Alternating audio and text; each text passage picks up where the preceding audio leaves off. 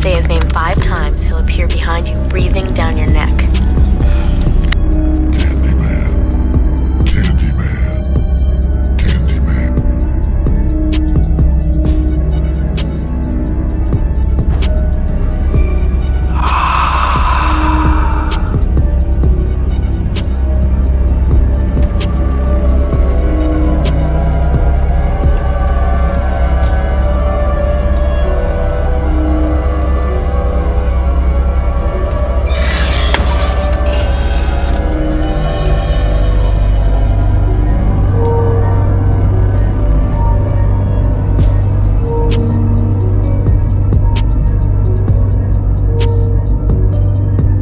Close your eyes and count to 7. When you wake, you'll be in heaven. Hello, hello, hello.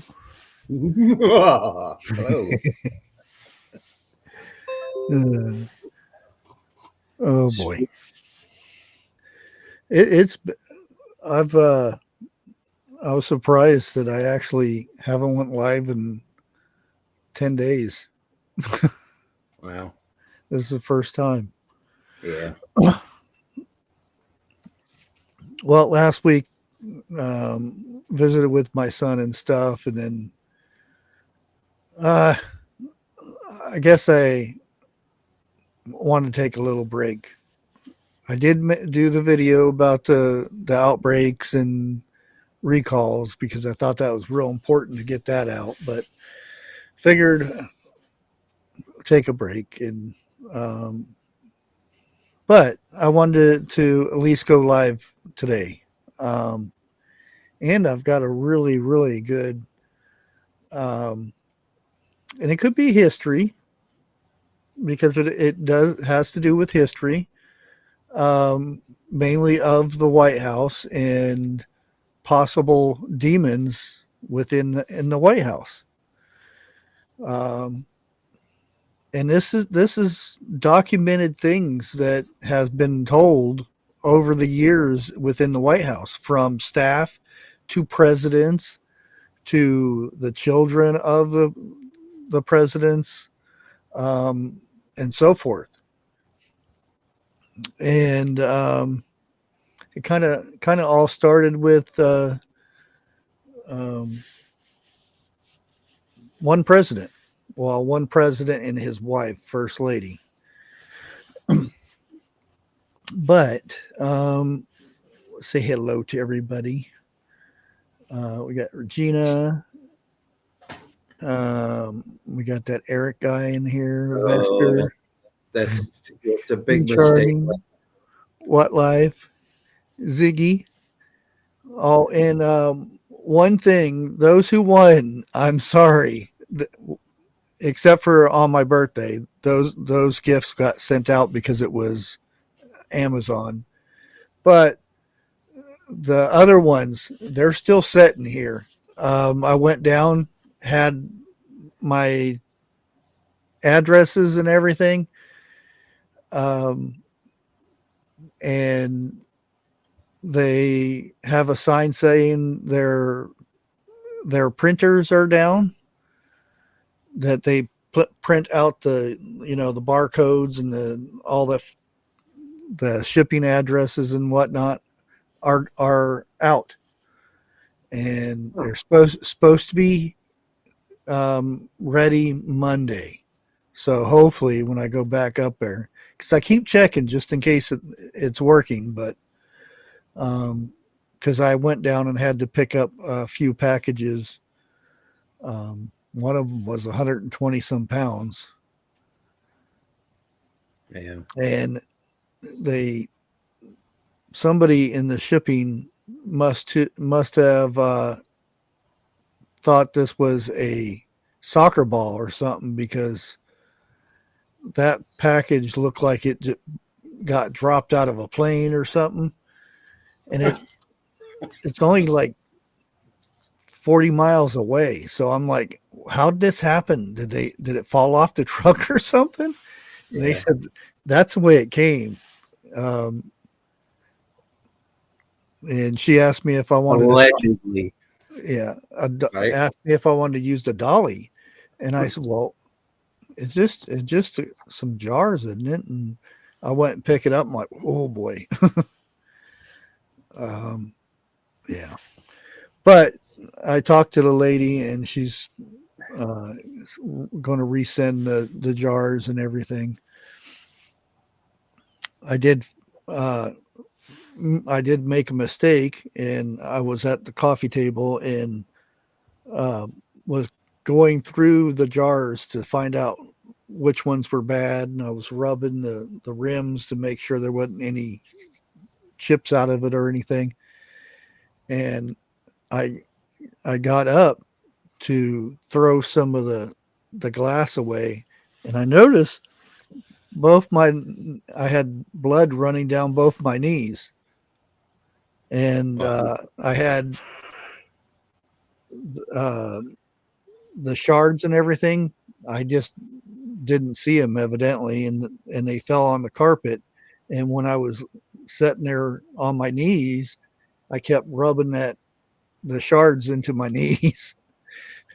Oh boy. That was fun, getting the little shards out of my skin. Yeah. Quick bone spurs. Yeah. So I was um, ran the vacuum cleaner a few times to make sure got it all out. And a lot of the jars they threw out anyway because I just didn't trust them because um, it just somehow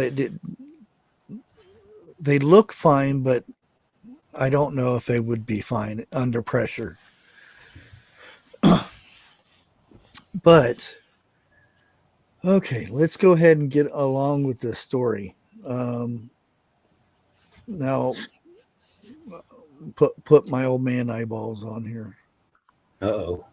Yeah, I got some references and stuff over here, and this is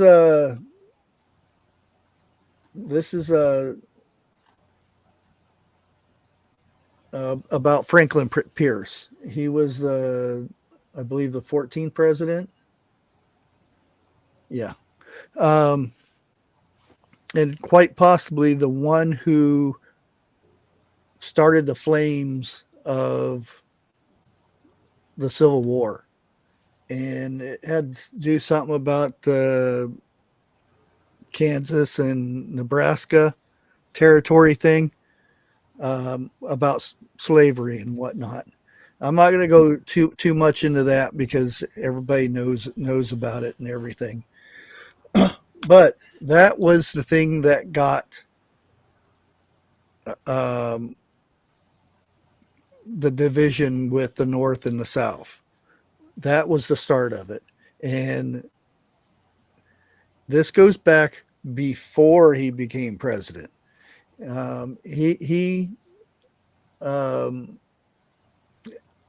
He got into law, and his very first court case he lost, but he was well liked by others, and he decided to go into politics. And he met and married this Jane Appleton. She was very, very religious. There was a certain type of religion that they were real strict on sin and everything like that. This is the type that they used to wear these things around their legs. If they had this urge to sin or something, they would tighten these things and it would grab into their legs, and they would do the lashing on their skins and stuff like that. Really, really strict religion. And she hated politics. The two things that she hated the most was politics and drinking. And Franklin was big in both. And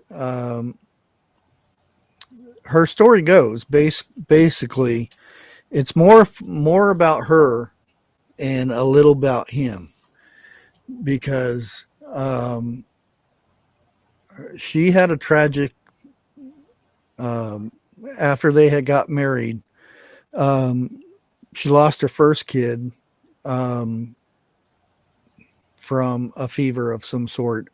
And the second one she she had lost, and she blamed it on politics, because at that time he was a senator when they lost their second child.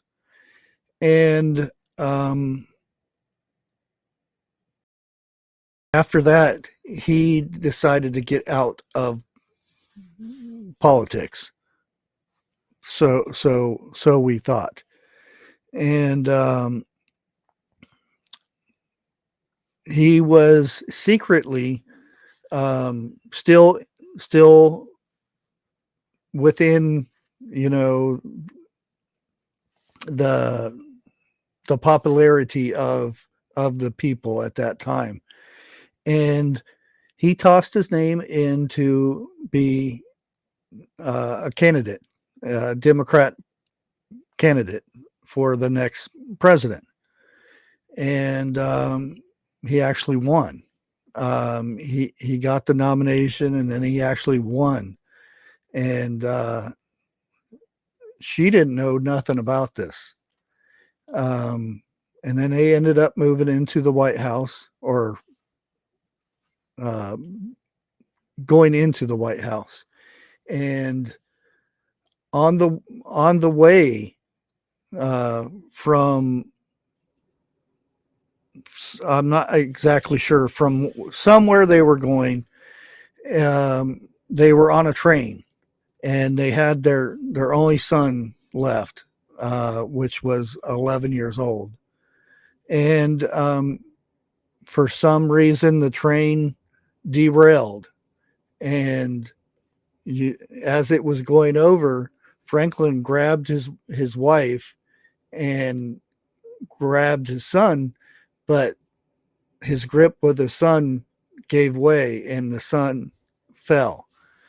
And as they were getting up to see if everyone was all right, they seen their son laying on the ground with his hat over his face, just still as could be. They took the hat from his face, and his face was smashed. Don't know. Other than that, that was the gist of that. And they had lost their third son, and it took a toll on the first lady. And they're right after that, they had to do the inauguration thing where he did his speech and everything. And there are parts in the speech that the wording is, I mean, very, very odd. I'll just put it that way. Summoning and this and that, and the power of the one who created him, and a lot of stuff. And she was known as the shadow of the White House. Everybody stayed away from her because she was very dark and everything. She stayed in a room within the White House, and there was that Kansas, Nebraska thing that was going on. And some say something had changed him to go with this bill, which originally he wasn't for that bill. Anyways, she started, she would stay in her room, and she would write her son over and over again. She would write letters. You can actually go and find these letters, and you can read them. They're very, very sad letters. She talks about what she did the day, and asked how she was doing, and very, very sad letters. Now, there are, and this is allegedly, but there are people who witnessed this, by I meaning staff members and stuff like that. There was these women, two sisters, the Fox sisters, and they are the ones who started what they call seances in modern times. I guess modern times back then. They are the ones who started the Ouija board. Um, it's said that where they were living, they heard knocking on the walls and stuff, and then they got the bright idea to try to talk to these spirits, and they actually got, I guess, pretty good at it or whatnot, and they were invited to the White House multiple times. And the only reason they would go to the White House would be to have these, what they call seances. Um, and these ladies were the first, and this was the first seances that was done in the house. Now, it's not documented that, these people did this, but again, there are witnesses to this. There are letters and reports that people had let these women in, and like at real late hours of the night and stuff like that. And when they did this, both Franklin and Jane would have visions of their son, and the wife would have ask the husband to come in and say, who was, do you see him sitting here? And he would say yes. And they begin to wonder, is this vision actually their son? And I'm talking about the 14th president and his wife. This is where all the ghost stories and all the talk about demons and all this had started, from her. And if you see pictures of her, they're after her three kids had died. It's very, very, very, she's very scary. But at this time, they had said, this may not be our son. And this is going over the years that they've been in the White House. They had brought in people who did what do you call that, to get evil spirits out? Oh, Exorcism? Yeah, that's it. But they did it toward a house. It's harder to do this to a house than it is to a person. When an evil spirit or a demon attaches itself to a dwelling, a house or something, it's very hard to get rid of that. And they came in and they did this exorcism, and they blessed the house. The White House. They went in every room, did the holy water and the whole shebang. And they these things can continue to still happen. They would still see their son roaming the house, and um, the Jane would have conversations with him. And these are witnesses that would witness this.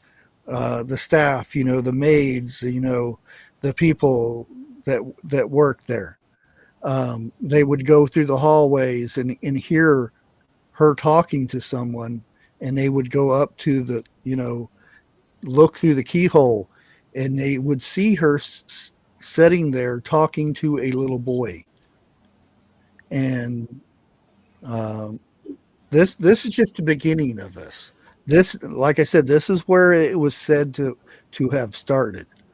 Um, and I still believe that um, if you leave a door open, um, you can't really control what comes through that door. You may think it may be a loved one or whatever, but you never know. Yeah.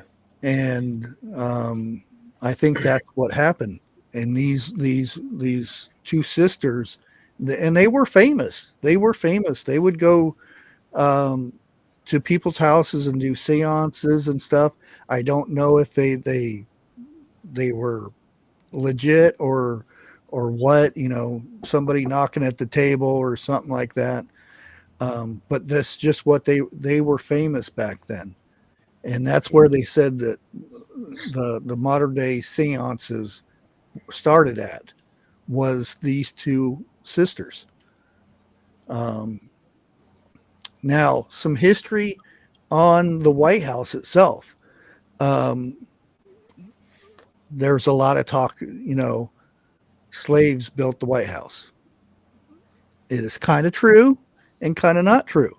Um, there were other people who worked on the White House to build the White House.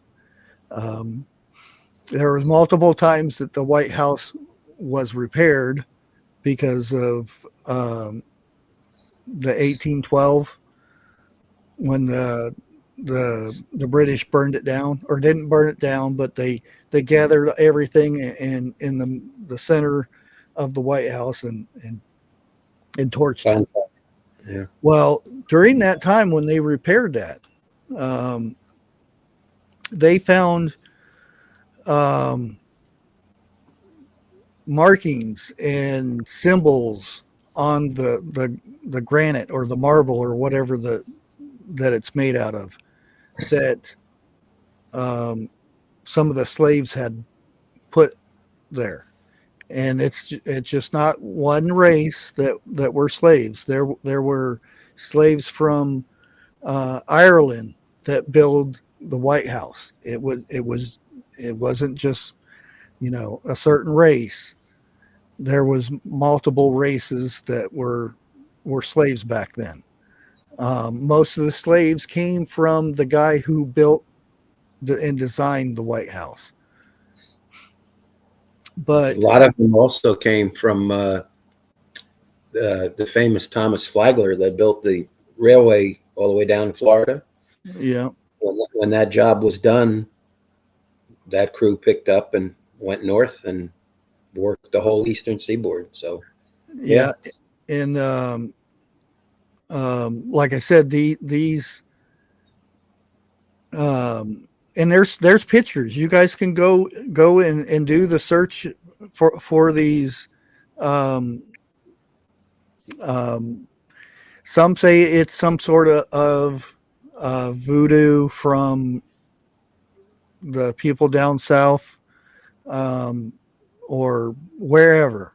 Whatever it might be, it may just be somebody trying to write their name or something. But the fact being, when they started rebuilding the White House in 1812, they seen these markings and symbols and things. Um, did they take those symbols out? That's not told. Um, more than likely it was just covered up. Um, and these are some of the foundation stones, by the way, that had these marks. And like I said, this is all documented stuff to where you can actually go see pictures of these symbols and stuff. I didn't get too much into that, but going back to Jane Pierce, um, after they had got out of the White House, after the term was over, and again, this is one of the only very few one-term presidents because he was that bad. And a lot say he had changed while he was in the White House. Not saying that he was possessed or anything like that, but yeah. And you stop and think about through the years, especially the last 4 years, we had somebody that Evil. a lot of people thought that there were two different people. One time he was, he would talk really good, and the other time he would be like really, you know. But I think she had died in 1861. Tuberculosis finally got her. But again, she finally got her wish to be away from the politics and stuff. But by then it was too late. Now, Pierce himself, he ended up, I think 6 months, 8 months later, dying from liver from drinking too much. And then we'll skip a president, and then you have Lincoln. Lincoln comes in, and you should read the letter. Go back, and I'm sure everybody can find it if they want to. There's a letter that Jane Pierce writes to what was Lincoln's wife's name? Anne or Mary? I think it was Mary. Lincoln. Mary Todd, I believe. Yeah. She writes a very, very sweet, dark letter after they had lost their child in the house. Now, since then, I can give you there are lists and lists of ghost stories and things from that time. Oh yeah. Let me see if I can find it now. 1862 to 1863. Yeah, Mary Lincoln, grieving over her son Willie's death in February, begin to prep. And this is Mary. This is Lincoln's wife. She participated in spirit circles, which are now known as seances, again in the White House. And it seems weird to know that there were seances going on in the White House, the White House that is still standing there, that Trump is in right now. I hate to say it, but it definitely doesn't surprise me looking back through history and hearing stories and stuff like this, Yeah. It sounds surprising, but the truth is always more bizarre, I think. Yeah. And like I said, this is just not story. This is in history. This is all this stuff. It's accounts from the butlers, the maids, the nannies, different help that comes and goes for there. And these are people from other countries that come over for visits and stuff, they see stuff, and they document it. These are President Lincoln, in the same room that Pierce was in when he signed that bill in to basically start the fire of the Civil War. That same room, when he first goes in there, he looks into the mirror that was in I think the yellow room, if I'm not mistaken. It's kind of like an office area.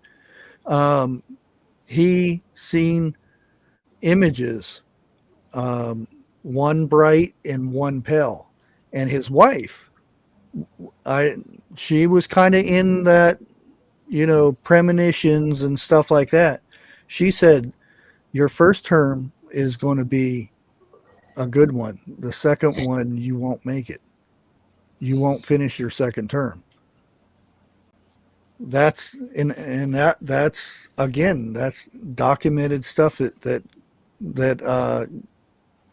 is in archives or wherever, but you can find it on the internet. And that, I never heard about that until I started digging into this Pierce thing and seeing some of the stories. 1901 through 1904, Jerry Smith started working at the White House during Grant administration in the late 1860s as a footman, and served as a butler, cook, doorman, official duster. I don't know there was a thing, until his retirement 35 years later. And he was popular with the press because he would tell the stories, and he claimed to have seen the ghost of Lincoln, Grant, McKinley, and several first ladies, including the shadow of the White House, Jane, what's her name? Pierce. Tomorrow is the 164th anniversary since the start of the Civil War, April the 12th, 1861. Yeah. Oof.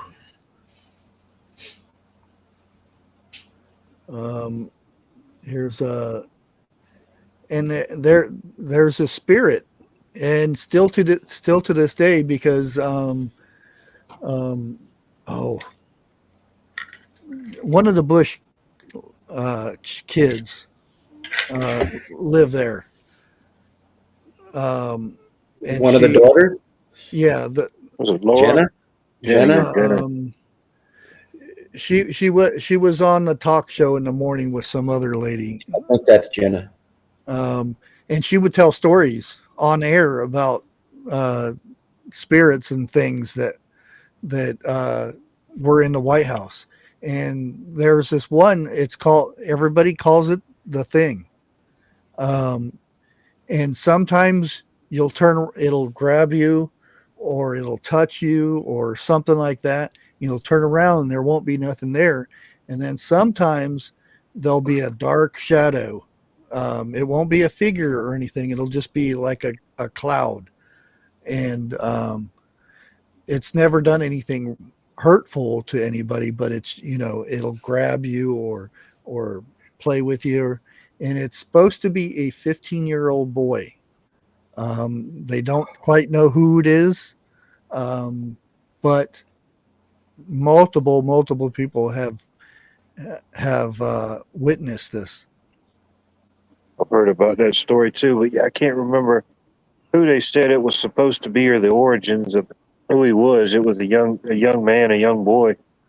Yeah. There's been multiple accounts of that as well. Yeah. He greatly frightened the Taft domestic staff in 1911. President Taft's military aide, Major Albright Butt, poor guy's name, Yeah. wrote to his sister Clara, the ghost, it seems to be a young boy about 14 or 15 years old. They say that the first knowledge one has of the presence of the thing is the slight pressure on the shoulder, as if somebody was leaning over your shoulder to see what you might be doing. Um, President Taft ordered Butt to tell the White House staff that the first member to repeat the stories about the thing would be fired. And it was a lot, a lot of stories about that, because I've heard many stories about that. Let me see if I have it up here. Oh yeah, here we go. Thomas Jefferson said that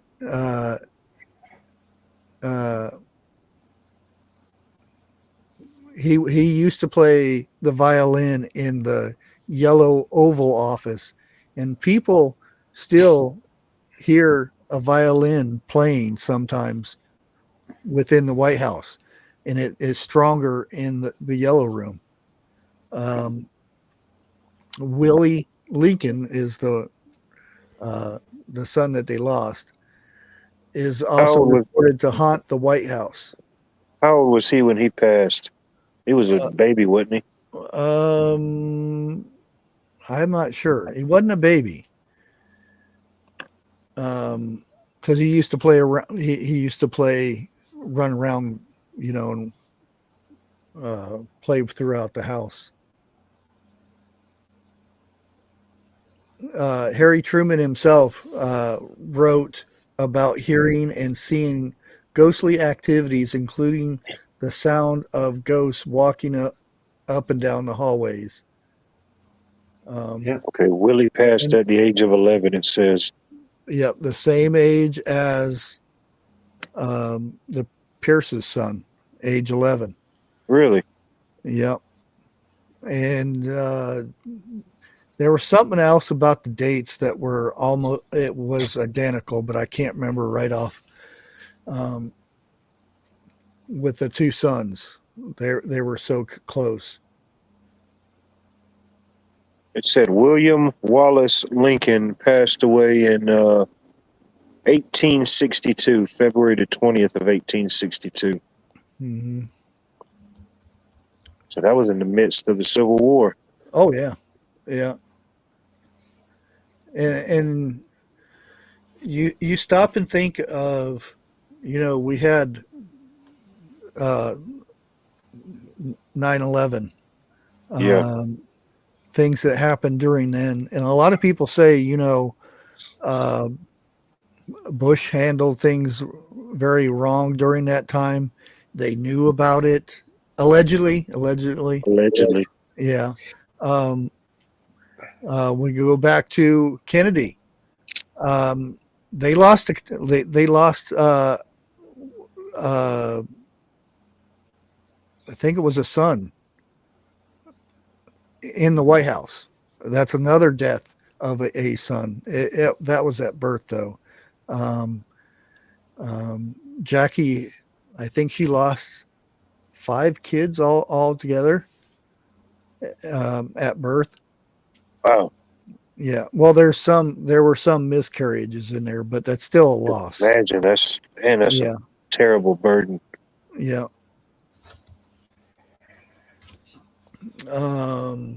Did they have any children? Did Kennedy have kids? Yeah. One's still alive. John and Carolyn. Yeah. So Carolyn's still alive. Yeah, she's the only one. The son allegedly died flying his plane. Right. Yeah, that was his son. I forgot. Yeah, and his magazine was interesting. We had the Cuban thing when he was president, Yeah, Bay of Pigs. Yeah, that was you know, a lot of stuff happening with that, with Russia, Nixon, you know, Oh yeah, um, I am not a crook.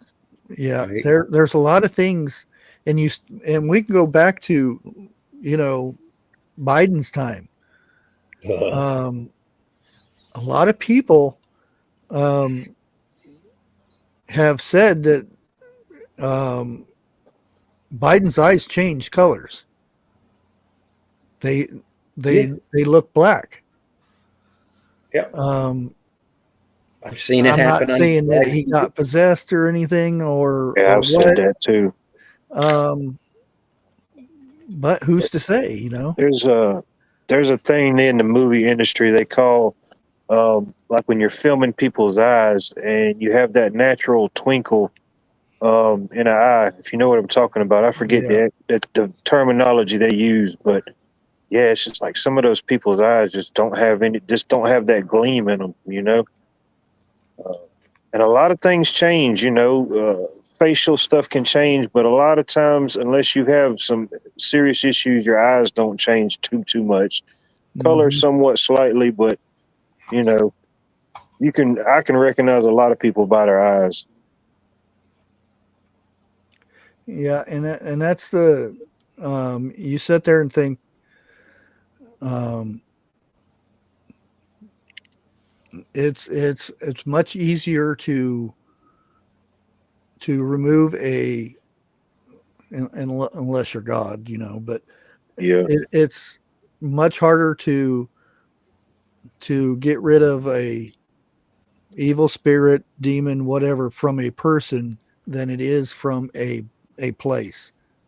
yeah, And you know, the White House was built on a swamp. You know, if 101 was here, he would be saying, you know, if you go to Google Maps and you look, and it's a sign of a pentagram or something like that. Yeah.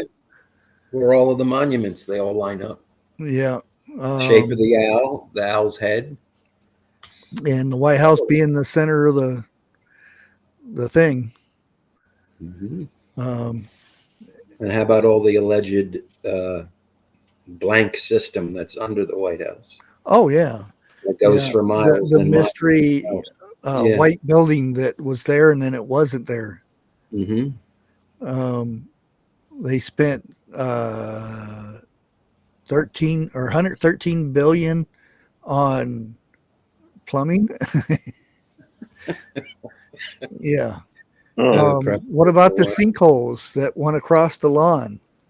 yeah. Um, we everybody knows there's stuff under there. I mean, it's Oh documented yeah, that there are um, who things that was they've it openly admitted. You know. uh, during uh, you know, World War II that they started because there was a the place next to it um, where they keep the money and stuff. Treasury Yeah, or the down Fed. below there's a big vault. So, well, no, it's documented. There is, well, at that time there was. So they made a tunnel to go from the White House uh, to that where they store the gold and the money and all that stuff. That sense is long gone by now, but because it's allegedly six stories deep now, with multiple rooms and shelters and whatever else you want to call them. But yeah, um, and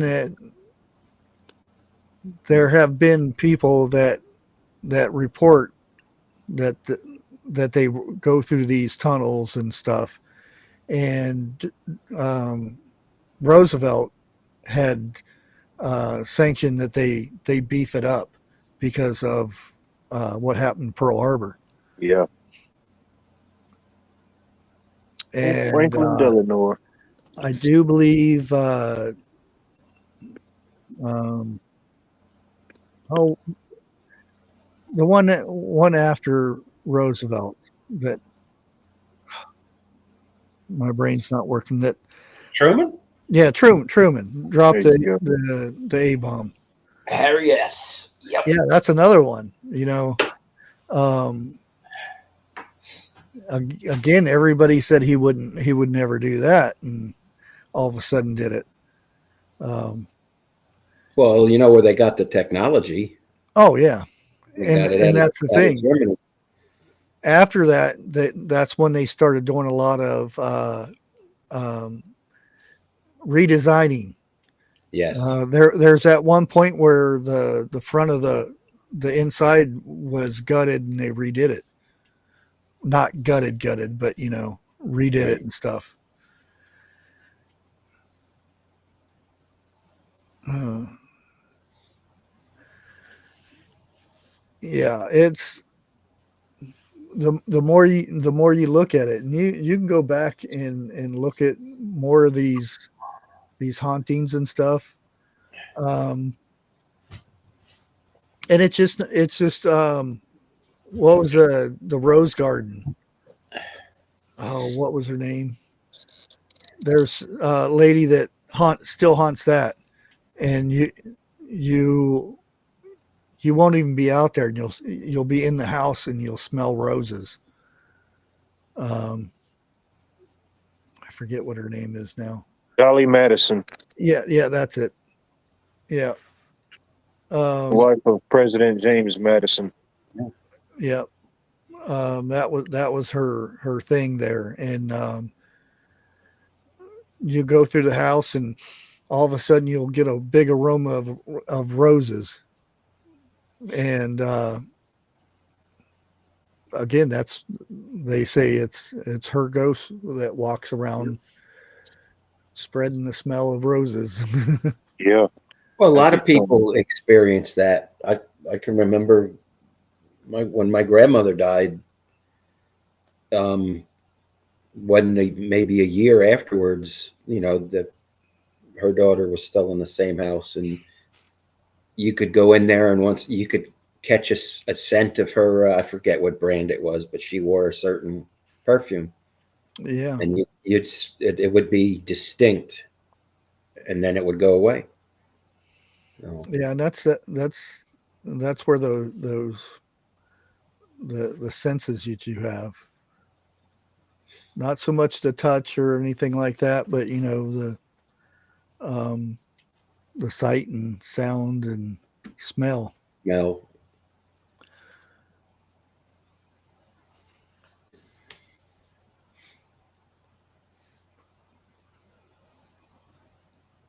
Yeah, yeah, you have to wonder sometimes when your house smells one way and then all of a sudden you get this one weird smell and you don't know where it come from or anything. Um, I used to think there was something really bad in the house here because I would smell fire and I'd be going smelling all over the house and trying to find it, and found out it was a next door neighbor in his garage burning trash Oh boy. in his wood Weird how stove. the scent of smell can trigger so many things. Yeah. Well, dreams too. What maybe about a week ago, I had this crazy dream, and every single person in my family that has passed that I can remember was in that dream vividly, Mm. like just right there. And that was just wow. Yeah, you ought to see, just read the story of just her, of and I think her full name was, let me find it here, I had it, Jane Appleton Pierce. um they were well off. Her family was well off.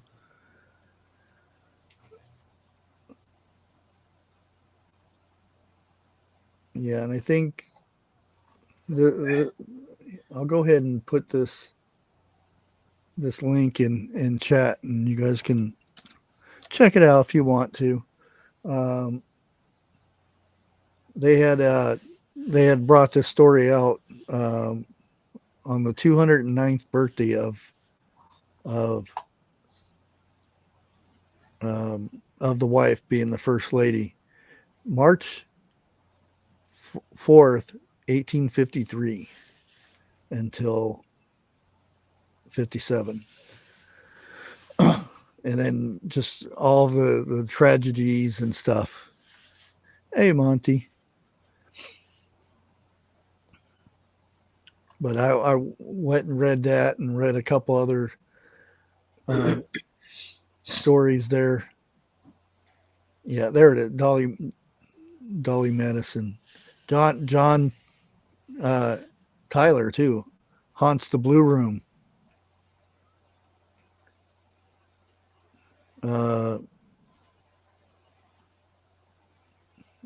Proposing to his second wife in that room, evidently. People walk by and see him kneeling down, proposing to his wife. And this is still today. Just imagine seeing something like that. You know how we think of a dream so vividly. Imagine seeing something like that so vividly that you could just swear it's real. Oh, and the Bush daughter, she talks about this, that they'll go into a room. I think it's the East room, and they smell wet clothing. And the reason behind that is Abigail Adams Doing laundry. hung laundry in the East room. Yeah. And still to this day, people will smell wet laundry. Some smell lavender, but mostly it's wet laundry, because that's where she would hang the laundry during, rainy days or wintertime or whatever, because they didn't have dryers back then.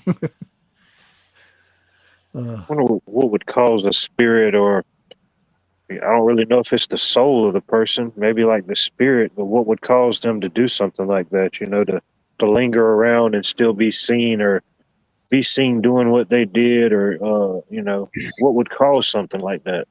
It's hard to say. Yeah. Could be they were done wrong. They need to be some type of traumatic experience, maybe. They need to be released from their, earthly bonds. There's a lot of stuff. You go back and watch Supernatural, which I heard it's coming back again. Yeah. I don't know how they're going to do that, but either. Yeah, unfinished business. I'll take that Black Impala they drive, though. Nice. Oh, yeah. Yeah. That thing went up in price since that show got popular. Yeah. Oh, yeah. There's an unnamed British officer who perished during the War of 1812, roams the White House grounds holding a torch. Yeah. Imagine seeing that. David Burns owned the land on which the White House now stands. He has been seen or heard in the Yellow Oval Room. I don't know. That Yellow Oval Room, I don't know if I want to go in that one. There's so much stuff goes on in that room. I'd want to. I don't know. My curiosity, it probably would get the best of me, but I don't know. Stuff like that makes me curious. I wonder if Monica was in that room. I think it's like even like in life, just imagine like you go up to a dog. If you're calm, chill, and not trying to harm the dog smells you, it knows you're okay. I think like if there was a spirit or an entity like that, or a ghost, they could sense someone's intent, if they did, trying to do harm, or if, just simply honest curiosity. Good analogy, because a dog can smell fear. Yeah, Yeah. Any dog can smell fear. Or if they don't trust you, that they can that sense pheromone trust. of fear or anger gets released. Mhm. Yeah, I would, if now I don't know if and that somebody probably throughout the years probably investigated it somehow, but it's not been documented that there have been ghost hunters in there. Now there has been other places in Washington that has been investigated and stuff, and it's always a hotbed of things happening and whatnot. Yep.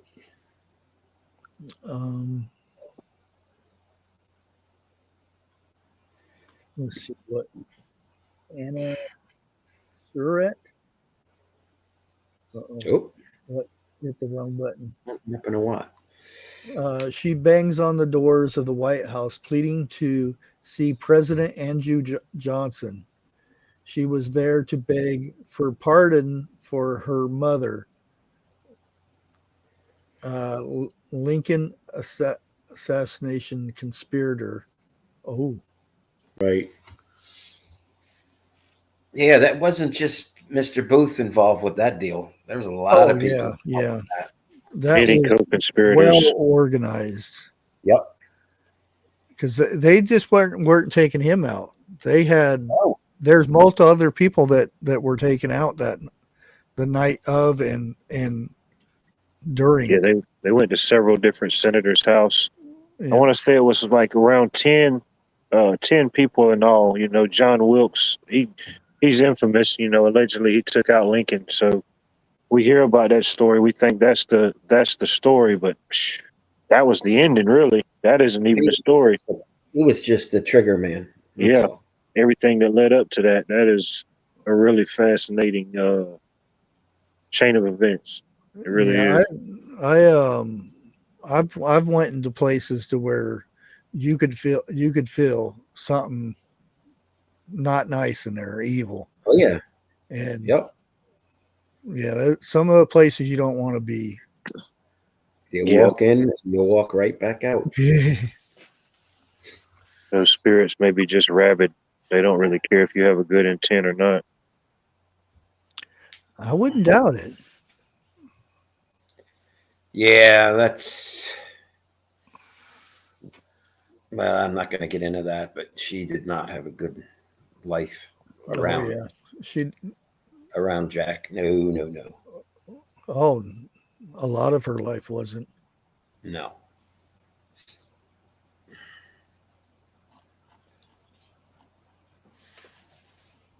Yeah.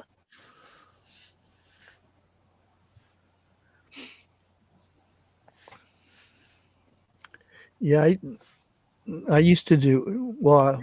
The one girls offered me to go with them. I think in Missouri. That's a long way to go for a ghost hunt. Oh, the paranormal team? Yeah. Blondes and something else, is it? Yeah, Blondes and Booze. I think that's something like that. I don't. Yeah. There's a lot of old cemeteries in the area, but there's one specifically. It's mainly an old Confederate cemetery, but there's grave markers in there way before then. But there's all type of stories of the Confederate soldiers. People have seen Confederate soldiers walking through there at night. Yeah. The old style clothes the woman wore. I guess maybe it might have been a widow of a soldier or somebody that lost a woman that lost a son. They said they've seen that type of stuff. One of the universities here, Augusta State University, there's a story of a civil. There used to be a civil. What do you call it? It was like a depot where the university is now. It used to be an old Civil War depot back in the day, and one of the dormitories that's built on this specific area said that you could hear the soldier was called the apple pie soldier. There's rumors that you can hear the oven. There's even no oven. The building don't even exist no more. People have said they've heard old ovens opening and closing, and you get that scent of like an apple pie. Oh, They call it my. the apple pie ghost. Where is this at? I need to check this out. This is at Augusta State University here locally. I am obsessed with apple pie. But yeah, I forget his real name, but everybody's around here is pretty much, they call it the apple pie ghost, if you've heard of it, or people that said they've seen it. But a lot of people said they've encountered it, you know. Never seen him, they just hear that sound and that scent. Oh. Apple pie. Yeah. That's right. Well, vanilla bean. here in this county, there's it's just called the House on the Corner, and I haven't been up there since the last, and this has been probably about 8 to 10 years ago. And I actually fell through the floor into the basement because the house was that bad shape. But the reason I went there is because people that I co-investigated with, which I stopped because they got mad because I debunked their house. But anyways, they said they heard voices and vibrations and stuff like that. And I went up there with my two sons went in. The other ones, my daughter stayed in the vehicle because they didn't want to get out. But we went in there, and my son, being autistic, he picks up on a lot of stuff that I don't see or hear or anything like that. But he was actually outside, and I went in, and we heard this weird noises. There's a buzzing noise, and I walked in and fell through the floor and was inside the basement. And on my way out, I came next to the wall that had a bee's nest inside there, and that's the noise everybody keeps hearing. But the story behind this is this house was a very, very abusive husband, and the wife had to have his dinner ready when he walked through the door. Didn't know when he was going to walk through the door. It had to be hot and on the table ready for him. And one time she didn't have it ready. She had it in the oven or whatever. Didn't quite have it ready. And he lost his temper and cut her head off and stuck her head in the oven. And that's what people smell sometimes when they go there. They smell, dinner cooking, and it's not a very good smell. No. I personally never smelled it, but yeah, it's one of the things that people have smelled. I been there like 5-6 times. Never had any experiences except for falling through and finding the bees, but you never know. One day you might go and experience something. Hey, Jim. Hey, how you guys doing? Hey. What'd you shoot today? I haven't taken a shot in anything in over a month. Actually, I'm getting frustrated. This weather, it was so cold this week, and now the rain. Oh, no. They're saying snow showers in the morning, possibly.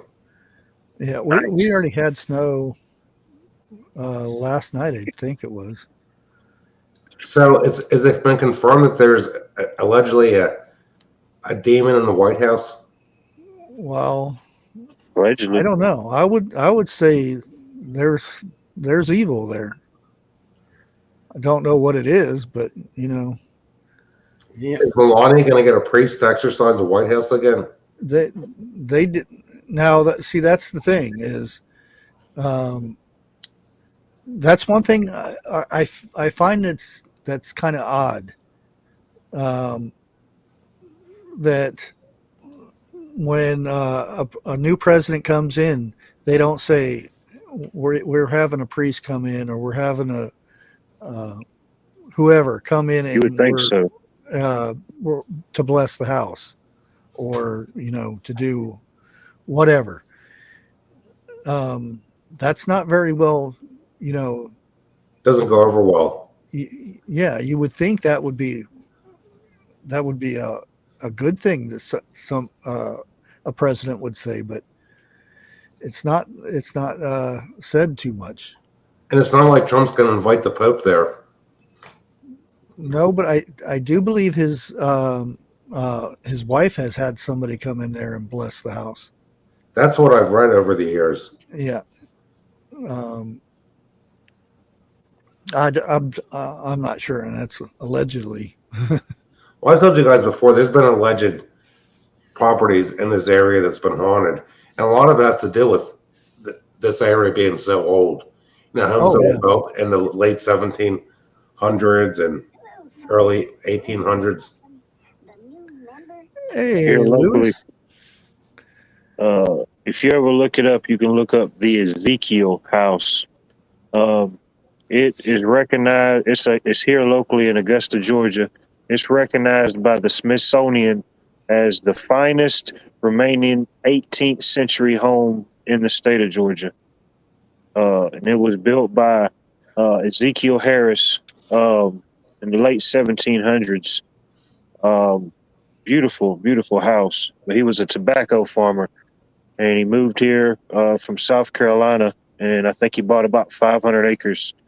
But yeah, that place, they say it's one of the most haunted places here in Augusta. I've never seen anything there, but people said they've seen soldiers ranging from Revolutionary to Civil War to, all type of stuff. Yeah. I've heard stories. We're like a half mile from Germantown Pike, and George Washington was on that road several times.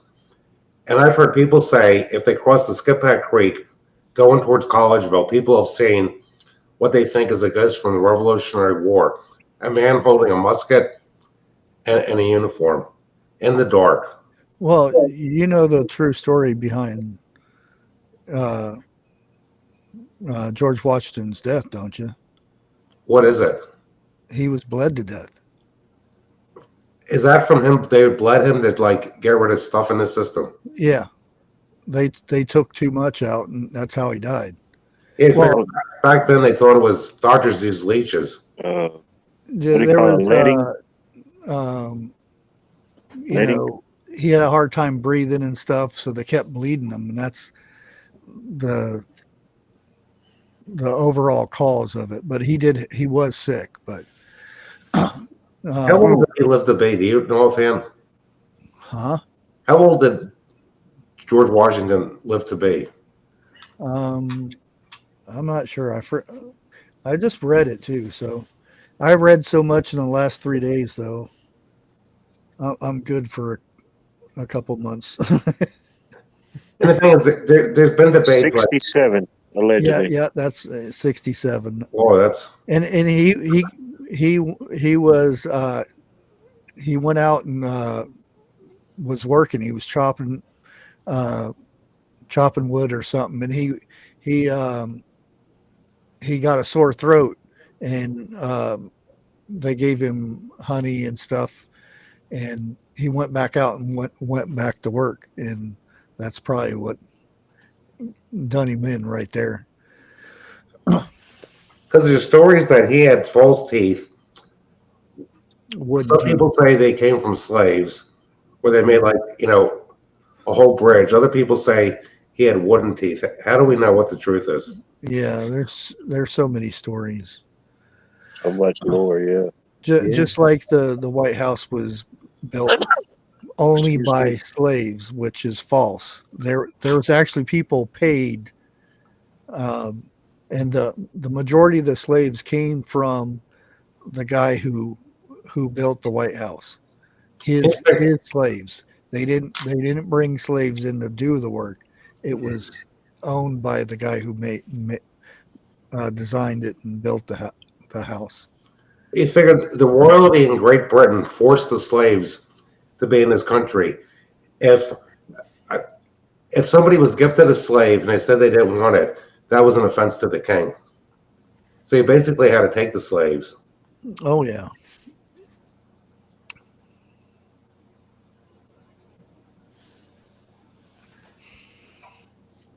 And you figure back then, if a person had an abscessed tooth and it was in the upper part of their mouth, that killed people. It could go to their brain. Oh yeah. The infection. And you figure if dental care is important. If you have a teeth and it goes bad and you don't take care of it, you can get an infection in the heart, according to my dentist. Not that I'm any medical expert. It's your blood infection. Yep. Actually, my wife had to get it crowned today. Well, she had a veneer that kept coming off for years, and the dentist said the only way to fix this is it's just simpler to put a crown on.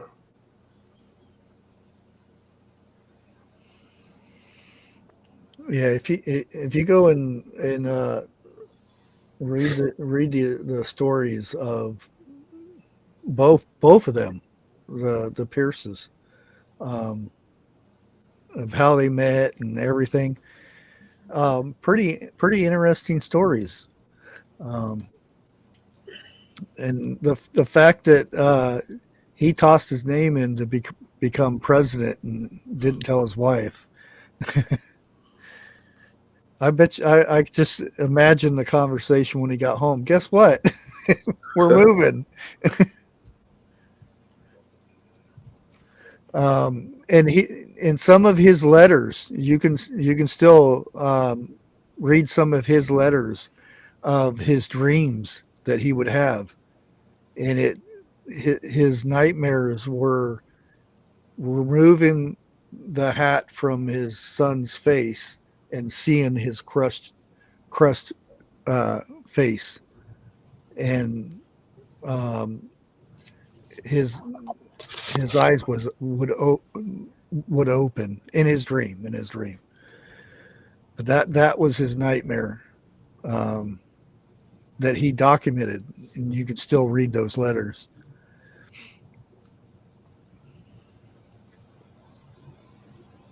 Hey, when I was a kid, my grandparents had one of those mass-produced portraits of George Washington. It seemed like they were popular in the 60s.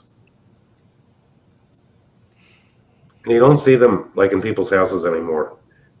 Yeah, there was a talk about bodies being found under where he lived. Benjamin Franklin. Oh yeah. Some of his properties, yeah. I think there were 200.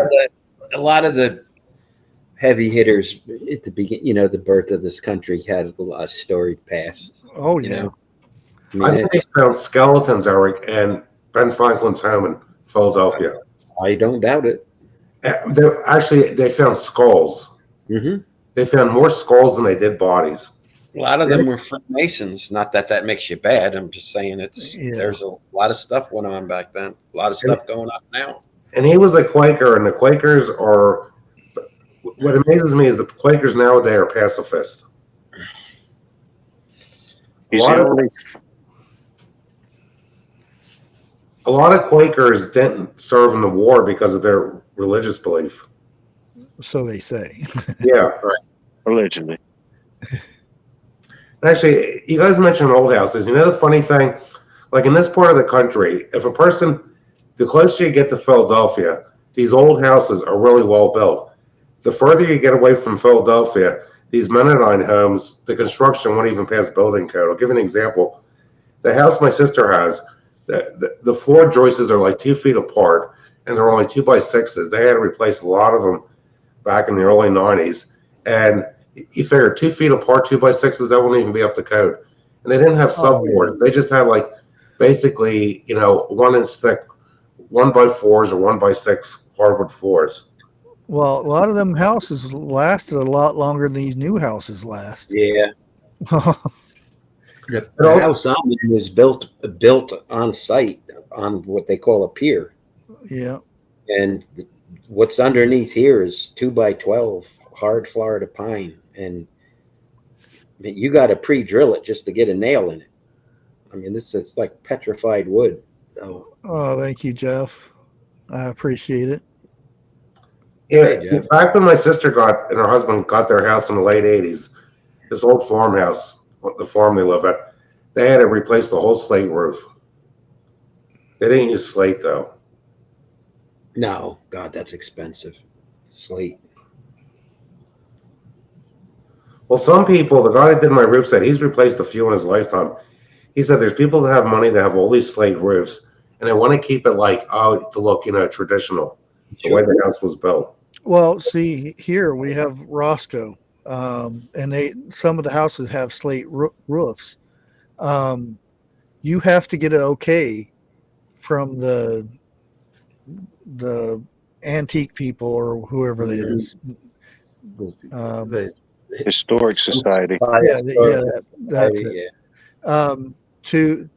To do anything, if you want to paint your door or something, you have to get the okay. Yeah. If it's on the National Register, I know all about that. Yep. And actually, it's here like that. Well, actually, north of us, there's a place called Slatington. So, what do you think came from Slatington for over 100 years ago? Recently, slate. Sure. That's really an art form, though. The guys that put up slate roofs. I mean, you got to be. Oh yeah. I mean, they cut them while they're up there. Yep. They just haul them up and cut them to fit right on the. I mean, it's more than a 45 they're on most of the time, and it's incredible. Watch that. I think Bob Vila did a lot of shows on that. This old house. A lot of them over in England. Yeah, when it was legal. It's like the you talking about like stone style shingles, or is that what y'all are talking about? It's stone. Actually, when they took the roof off my sister's house, it was probably around 1989. They incorporated it into their driveway because they don't have an asphalt driveway. The stone. And that slate is it's a gray color. Yeah. Yeah, that stuff's outlawed now. Why is it outlawed? Asbestos. Oh yeah. I don't know if it's slate, but we did a house. Matter of fact, the watch brand Rolex, they got the house before we even finished doing the construction on it. They had already done signed the lease to get it, but it had a roof similar to that. The only way to describe the house, it was just like a baby castle. It's like I don't know, like one of those houses you would imagine seeing like on the Mediterranean somewhere, like a Mediterranean villa. Oh man, beautiful house. But that's all. They rent it out. I mean, you could rent it out for events during the year, but during Masters Week, that's where the Rolex big wigs. That's where they're at right now. Well, around here, there's actually a few people on our road that have clay roofs. Those tiles. Yeah. Thanks for coming by. Yeah, there's a lot of those stuff. By the way, you can catch her and Joe tomorrow at 12 o'clock. They got a good show. Grow Big TV. Nice. Cool. Do they slay the garden? Yep. I think in the gardens yesterday, I decided because the weather was so iffy, I potted a bunch of vegetable seeds. I got them in the basement. The big problem was Holly kept sticking her nose in the soil, and then we had dirt all over the floor.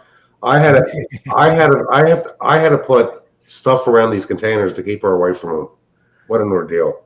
Oh, thank you, Mary. I appreciate it. I planted tomatoes, different types of peppers, eggplant for the wife, and a bunch of green beans. Nice. Yeah. Some good stuff. We figure the squash, zucchini, and cucumber, I'm not going to start in pots. They'll just do fine Yeah. outdoors.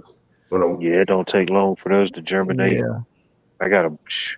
I built this homemade little trellis out of just different woods and stuff I've been collecting. But of course, I had to make it tall enough where I could walk under it. And one side I got my cucumbers going up, and the other side I got my sweet peas going up. I got a question for you, Watt. Are you still in danger of having a frost? No. If I want a frost, I got to go to Wendy's, and I don't even shop there no more.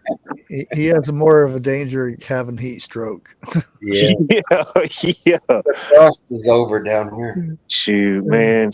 About once the Masters gets here, dude, everything is blooming, man. You can't stop it. I mean, I've seen some of the pictures from out there. I mean, it's just, man, it's beautiful out there. I've got a coffee cup somewhere. Oh. It's just a little hole in the place of Georgia, but for 1 week out of the year, the world knows it as the Masters. Here's my coffee cup. You can't. It's green screen. The prepper one, I would just use a plastic pot and put the seeds in there. Then when the plants are big enough, just take them outside and plant them when the frost danger is over. What, beans? For beans, yeah. No, you just plant them. Beans will come up 2-3 days, depending on the bean. There are some beans that take longer, but especially if you soak them and then you plant them. Well, I'm going to give everything a head start that I can in the house. I think maybe one of the biggest things. Planted anything in the house yet either? I thought I was behind. That's what I did yesterday. I've got about 24 containers on 4 empty beer flock containers. I don't know what that is, but it sounds like a bunch. 52 things. But I'll probably be doing that tonight or tomorrow is potting that stuff. I got tomatoes, 2 kinds of tomatoes, which I'm probably going to do another thing of tomatoes. Peppers, of course, I got to do peppers. Yeah. Eggplant. Yeah. A few couple flowers and some herbs in that. Outside, I haven't got anything. I should probably already have beets in the ground and my cabbage, but everything that I've started, it's already outside. A lot of stuff isn't in the ground, but it's outside already.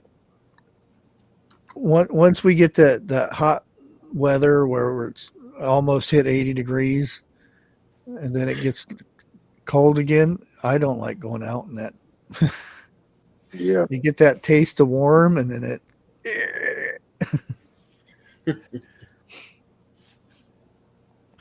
Yeah, I've up-potted everything that I've got going so far. I've up-potted it as far as I can. Probably after this weekend, I'll probably get everything, start getting it permanent.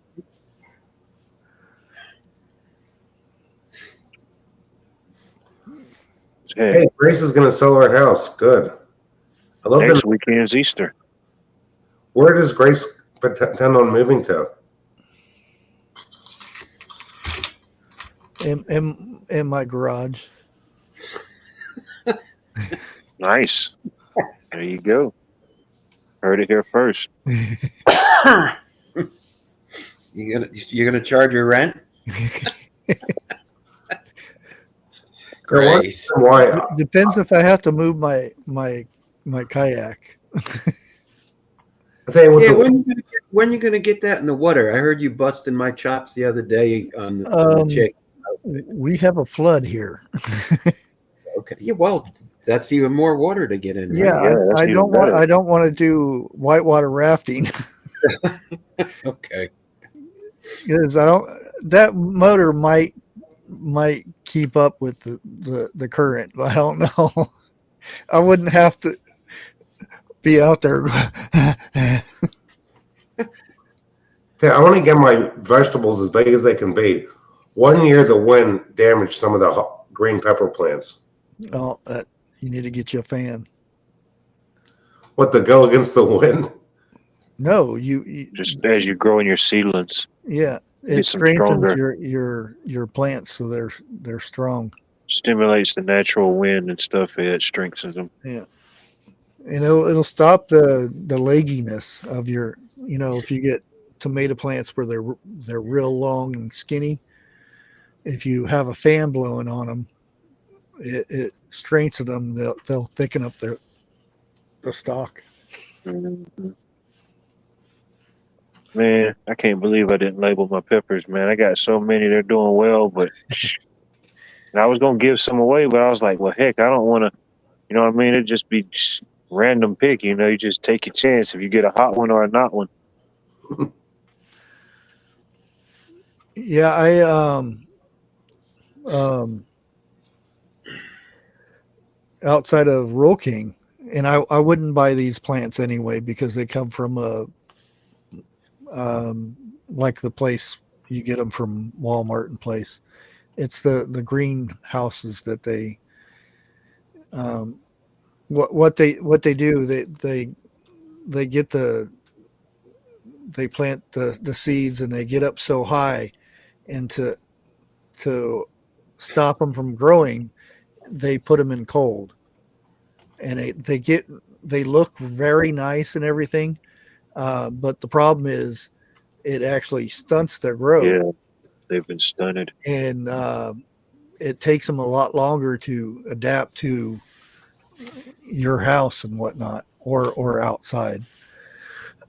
If I which I always do, I have a local greenhouse here that they do it themselves, and I would rather my money go to a local place than a big factory type greenhouse.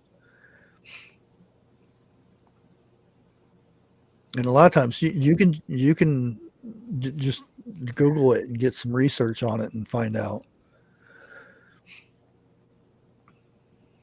Gotta look on my calendar. One of these weekends coming up at one of the nurseries, they're supposed to have a sale, like a seed swap type deal, meetup. They're going to have like tutorials on stuff. Got to check my calendar. I don't want to miss that one.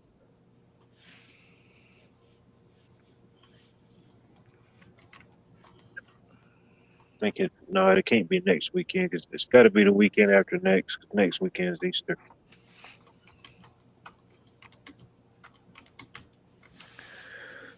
I gotta find out why Grace and her husband are thumbs down on moving to PA. Actually, if you get up into the Poconos, it's not too bad. The taxes and cost of living.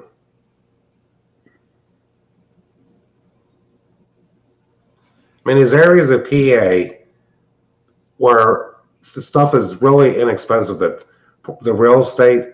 But the thing is, you might have to drive an hour just to get to a grocery store. Oh, PA isn't boring, Grace. There we go. There's your answer. That's all for my wife. It's like a Cody show in this house, and it's like the new people in the neighborhood have gotten used to the gunshots.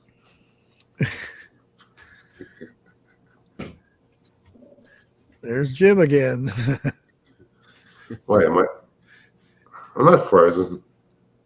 No, I mean the gunshots. Or as I call them, the shootings. I'd be afraid to fish a stream around your property, man. I'd have all kinds of buckshot flying through the woods. I don't use buckshot. I can only use rifled slugs. And actually, I don't want a slug either. That's even worse. the neighbors behind us, they have 6 acres of landlocked ground. The guy has he has a business. It's like construction. He does excavating. Well, they're going to tear down their old house. They're building a new house, like 100 feet from the old house, uphill from the creek.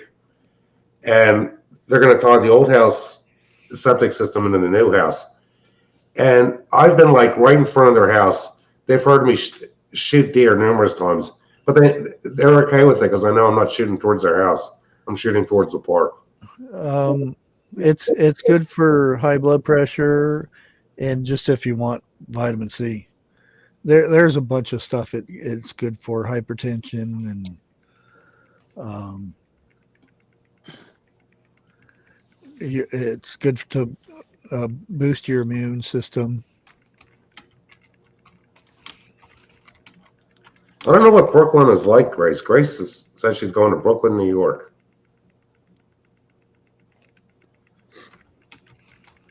All I know of New York City is from seeing it on 195 and going to the World Trade Center when I was 13.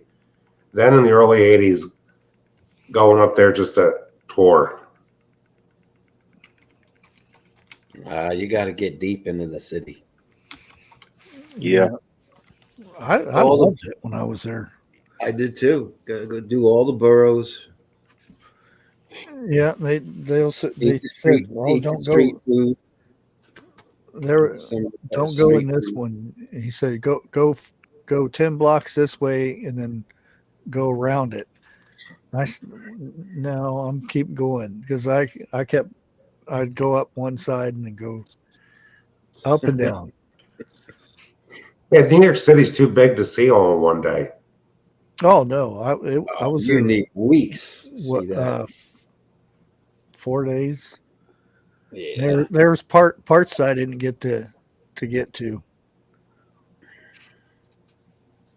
I remember when I was 13 and my sister and her husband-to-be took me to New York City.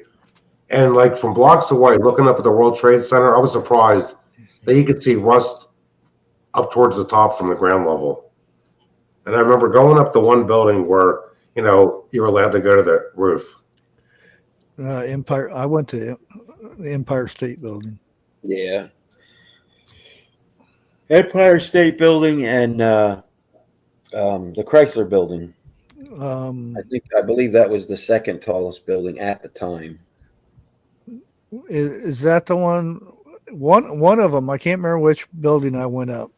There's some they wouldn't let me in, but because I've just seen big buildings, and I said, well, "Oh, I got to see if I can get on the roof of that place."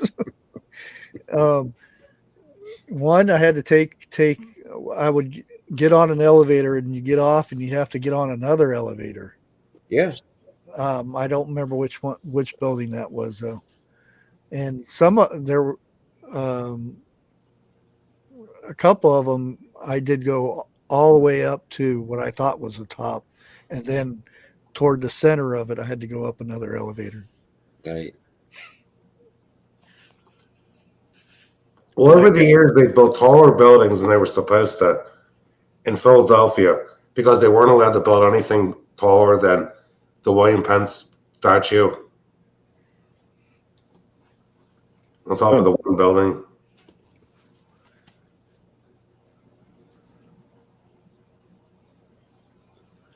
Yeah, it must be absurd.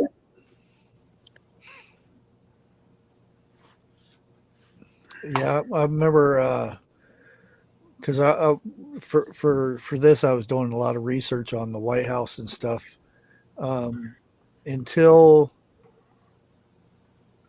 oh boy, a good while. I forget which president it was. Well, during the Civil War they had to put guards and stuff, but the White House, anybody could just walk in.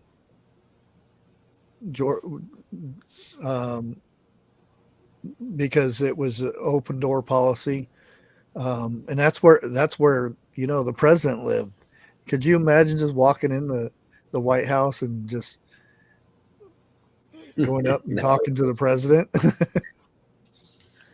Well, thank goodness they don't allow that now. If they had that now, he'd need about 24 German Shepherds. There are some presidents throughout that time that actually hired bodyguards, but and everybody probably already knows this, but when Lincoln, the day he was assassinated, he actually created the Secret Service. Pinkertons. And it was left on his desk, and he signed it before he left to go to the theater. If James West was alive from the Wild Wild West when Lincoln was president, he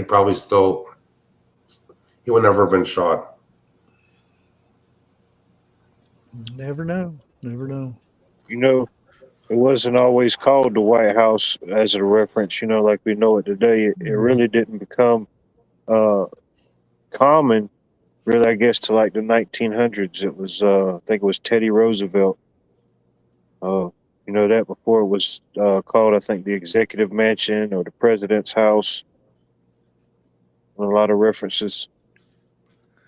Yeah, there was actually quite a few different names. Yeah. And of course, it wasn't always in Washington, D.C., the capital, Yeah.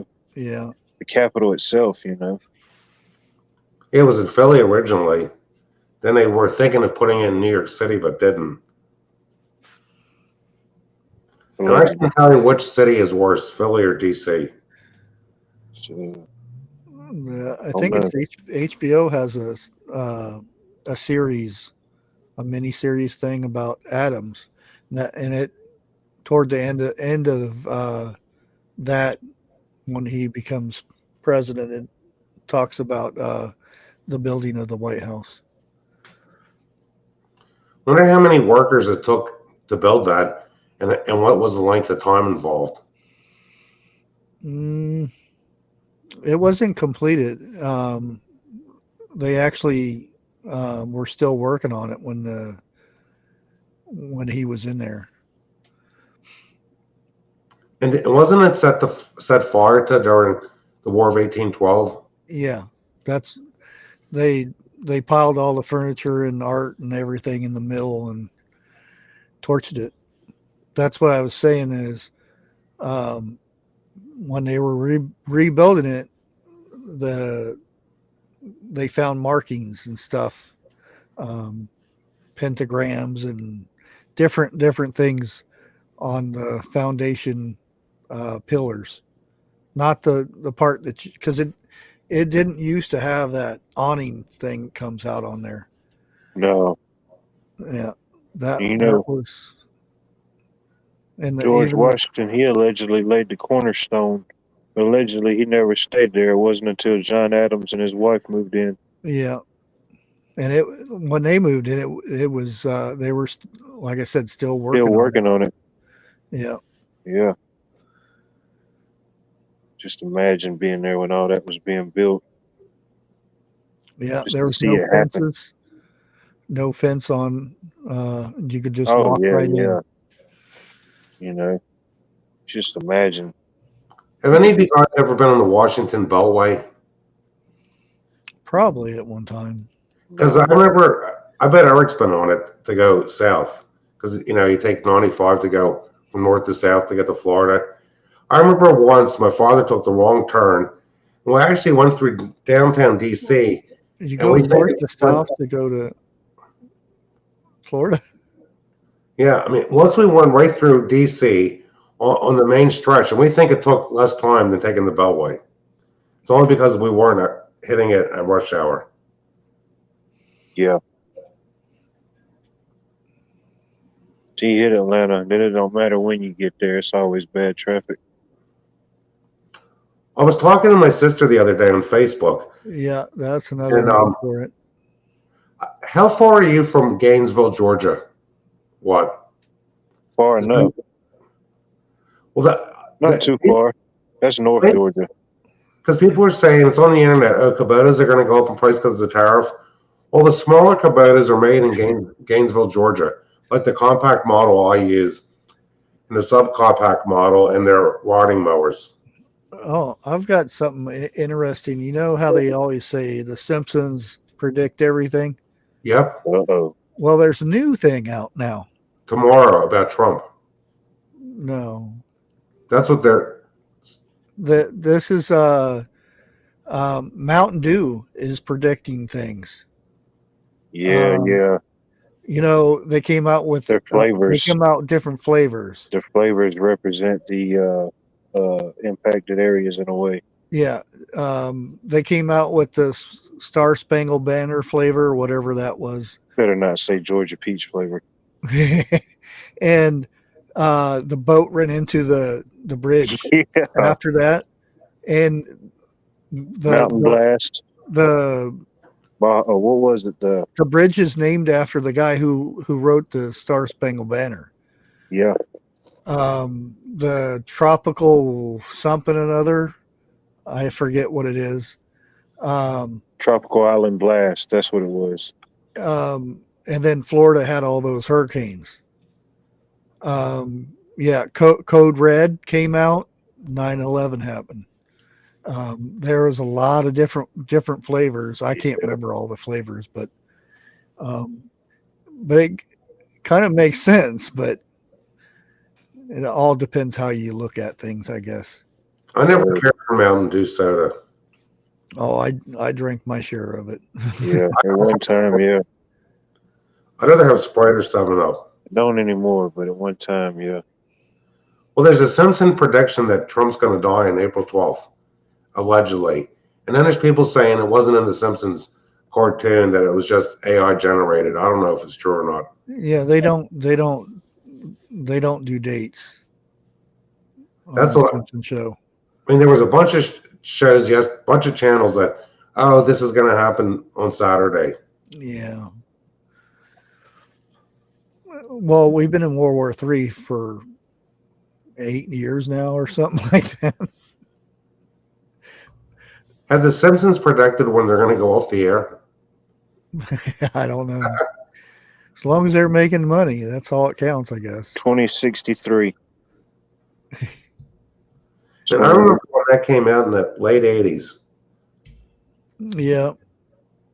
I think it's still the longest running TV show of whatever is classified sitcom or.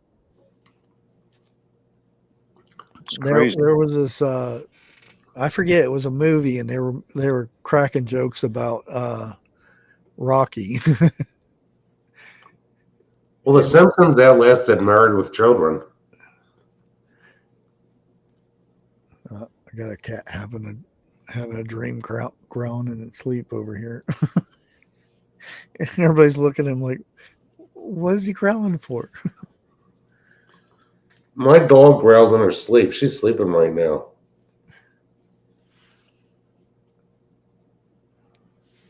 Sleeping like a little angel. I missed the cat. Hit the other one. Showed a rubber band. Well, he woke up though. Oh. What evidence is there, Bushcraft, that there's something bad in the White House to this day still? Evidence? Yeah, that's what I like to know.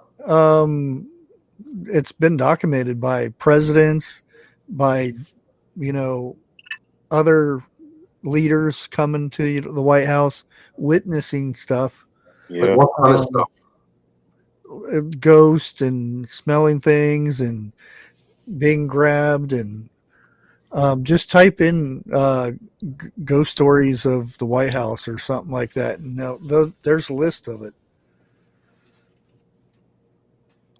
Even on the White House's official page, they've got a whole section where they talk about stuff like this.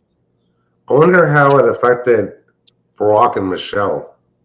Well, that's what I was getting at was, Biden. People would say that it was like night and day. He was like, well, a lot of people, oh, he was a clone and this and that. But sometimes he would be plain spoken, and then, the thing,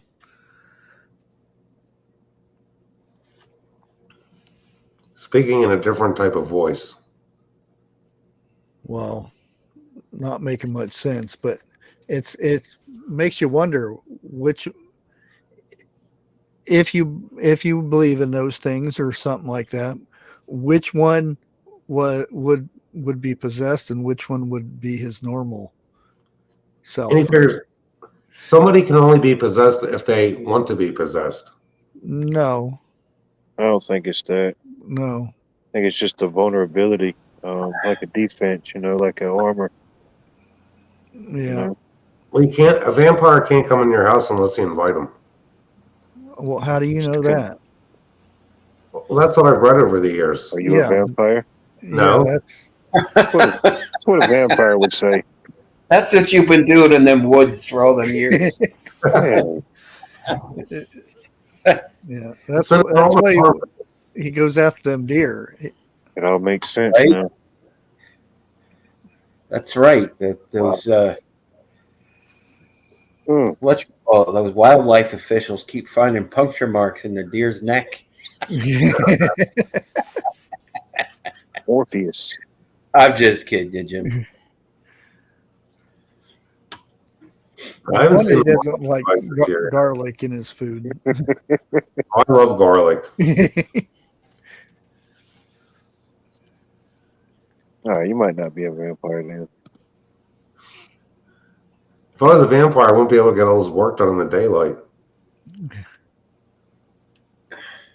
Regina, you have to message Grace or Dana, and then they'll get a hold of me, and then I'll tell the border to let you come on down. I didn't have any garlic today, because my wife got a boneless. She got a spiral sliced ham that had a bone in it for me for dinner.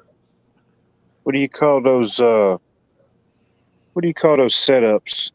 Where like they have this meat on this big stack or this big spit, and it's rotating, and it's got the big slice heat it? flame in Oh, the that's back. in the Greek restaurants. They cut. Yeah, Oh, that's Man, good they stuff. had a skewer. they had one of them guys set up for the Masters doing one of those things, and it was he was telling me some pork, and he had the pineapple on there glazing and marinating, and you know what I mean.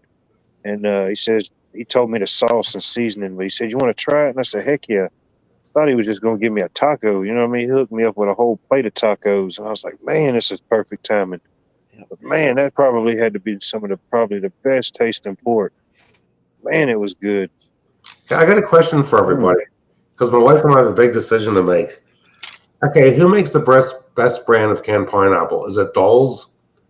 Is Libby or Del Monte as good as Dole canned pineapple? Because I've had lesser brand canned pineapple that I didn't like the taste of. Well, I tell Aldi you. has a thing. It's pineapple spears in coconut water. I'm tempted to get one of those. Pina colada. Oh, Well, I bought a brand of canned pineapple at the grocery outlet once, and it was pineapple, and it was basically tasteless. The juice was awful. My wife got me some Dole pineapple, and I thought, this is delicious. Now she says the Libby's is on sale at Giant, I couldn't find any reviews. Everybody online says Dole makes the best canned pineapple. you know who makes the best pineapple? Who? God. But I mean, Go and get a pineapple, skin it, and slice it real thick, and grill it on the grill. But I mean the people that put them in a can, because God doesn't put them in a can. Yeah, that's it. Most of that stuff they cut green and ripen on the way to the canner. Yeah. I have had some though that just didn't have no flavor at all. I'm like, man, this was awful. Because I'm sick of eating grapes. Regina, I think Dole is the best. My wife got but the grapes haven't been that good this winter. I'm eating strawberries and blueberries right now. See you, Jeff. Waiting on the peaches. Let me get a drink Waiting of on water. the peaches. Oh yeah. And there's never any good buys on peaches, and they're all too mealy. I haven't had a good tender peach in years. Like, the ones where you bite into it and it's just so sweet and soft and tender. You have to wash your beard afterwards. No. I always have my fruit. Oh man, just gives you the sugar sweats. Just thinking about it. There's a burger place in Phoenix. It's probably gone by now, but they used to have they'd stack so much stuff on it. It was like 3 patties, cheese, and all the fixings, and you'd start gnawing on that thing, and the juice would run down your arm and just fall off and drip off your elbows.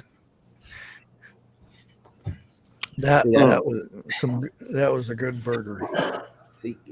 See, I was waiting for this. Now we're right in that segment now where we've segued onto food. Yeah. Or like a good peach salsa. That's a good peach thing if you cobbler. like it. Oh, now we're talking pies. Good Lord.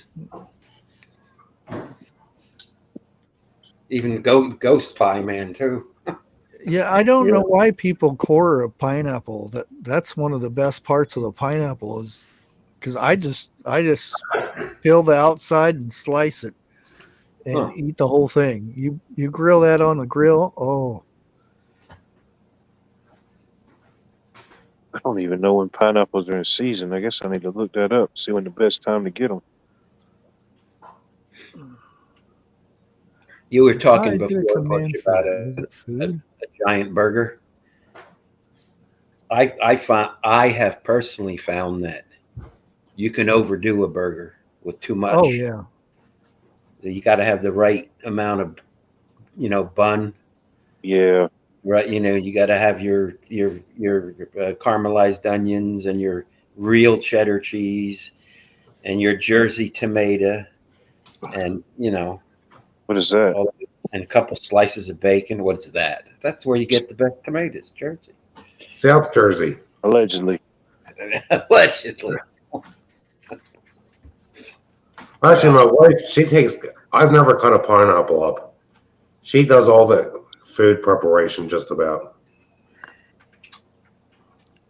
Well, best way to do it, you keep a hold of the green thing and whatever that thing is at the top. Crown. You slice the bottom off, and then you can skin. Then you stick it down, and skin it, and hold on to that green thing, the least part of it. My wife is really good with a knife, but she won't cut a deer for me.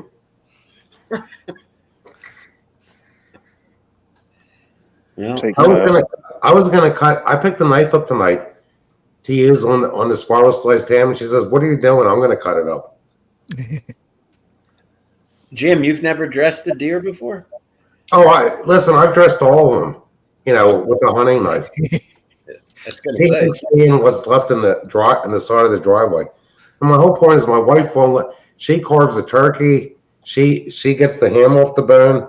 She works on the. If I would cut off part of the pineapple, she was saying, "I'm doing too much. There's too much waste. You're wasting it." Why do I always keep getting this one? I'm fear of beards. Pognomophobia. Poganophobia. Huh. Don't know if I've ever met somebody with that phobia. I hope I don't, because I definitely would scare them. Then there's two different. There's one pineapple that's sweeter than the others. I forget what it's called. Fresh. And there's two different types of pineapples. My wife knows the difference. Couldn't tell you. One is really sweet. Good one or a bad one. Oh boy, I got Lake. I'm sorry. Oh man. She left. My wife doesn't even want to look at these dead deer. Look at the boogers.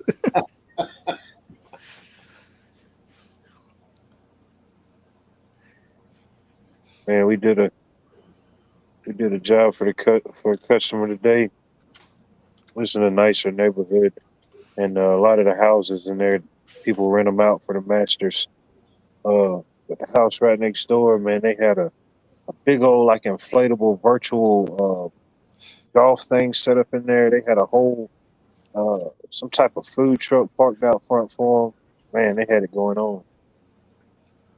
I've never gotten into playing golf because it's an outdoor thing, and when it's the weather's nice to be outdoors, there's always something to do here. I haven't played. You play golf, Bushcraft? Yeah, I got a set of clubs right there. Haven't used them in years, but They're good for self-defense too, with home intruders. Well, There's that's something that works a lot better than that. Yeah, it's smaller, a little louder, but yeah, I don't have to pull it out. Well, you could put a something inside there and use it that way, but Like Casey Jones. Boy, you guys are picking on Lake. She got I don't voters think- dumped on her, and I Gator already B's told kicking her 926 miles away. I already told her I'm sorry. Why's got to come up here and take a little edge off of our masculinity? Rooting for Bryson DeChambeau to win it How all. are you going to do that? My masculinity is fine where it's at. Exactly. Ain't nobody doing nothing to I mine. don't want to take my masculinity away. Nope. Stay away. My wife and that graph. My wife. I've already asked her, "Want to come outside and watch me gut the deer?" And she says, "No way."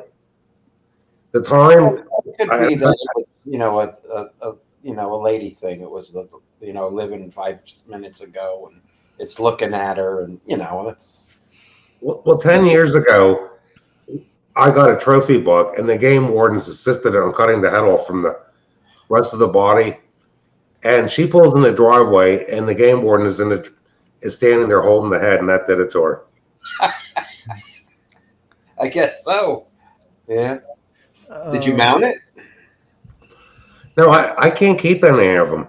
If they're piddly antlers, they're Holly's chew toys. Hmm. Well, you have to surrender the meat, but why can't you keep the bust, the rack?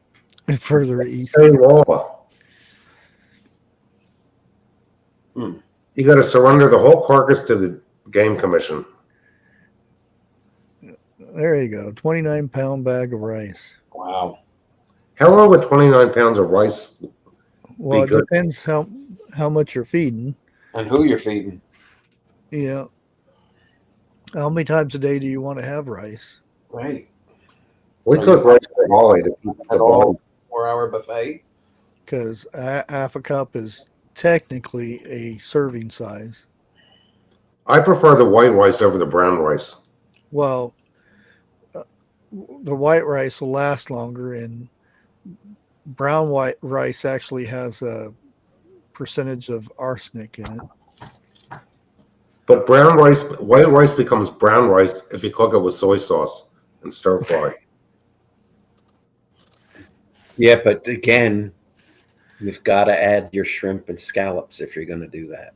You can't just, you know what I mean? Oh, there's a place that just opened.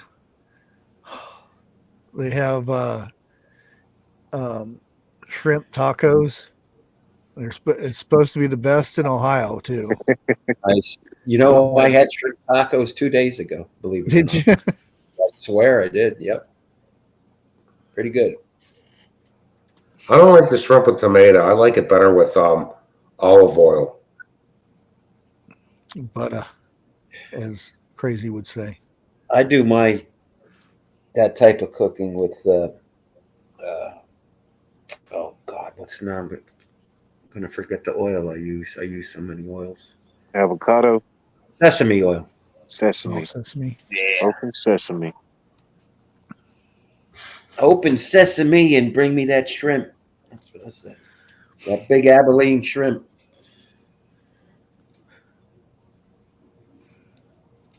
Yep, butter and garlic too, Vester. Yep, butter and garlic. Oh, Now I'm getting hungry. yeah. I haven't ate, so You haven't? Oh, no. hey, my way to I hate tacos. ham. Bad time to be talking about food. I got ham if you want some of it. No, I got ribs in there. I just gotta cook them up. Oh, my wife's getting beef ribs at Giant tomorrow. I may have to go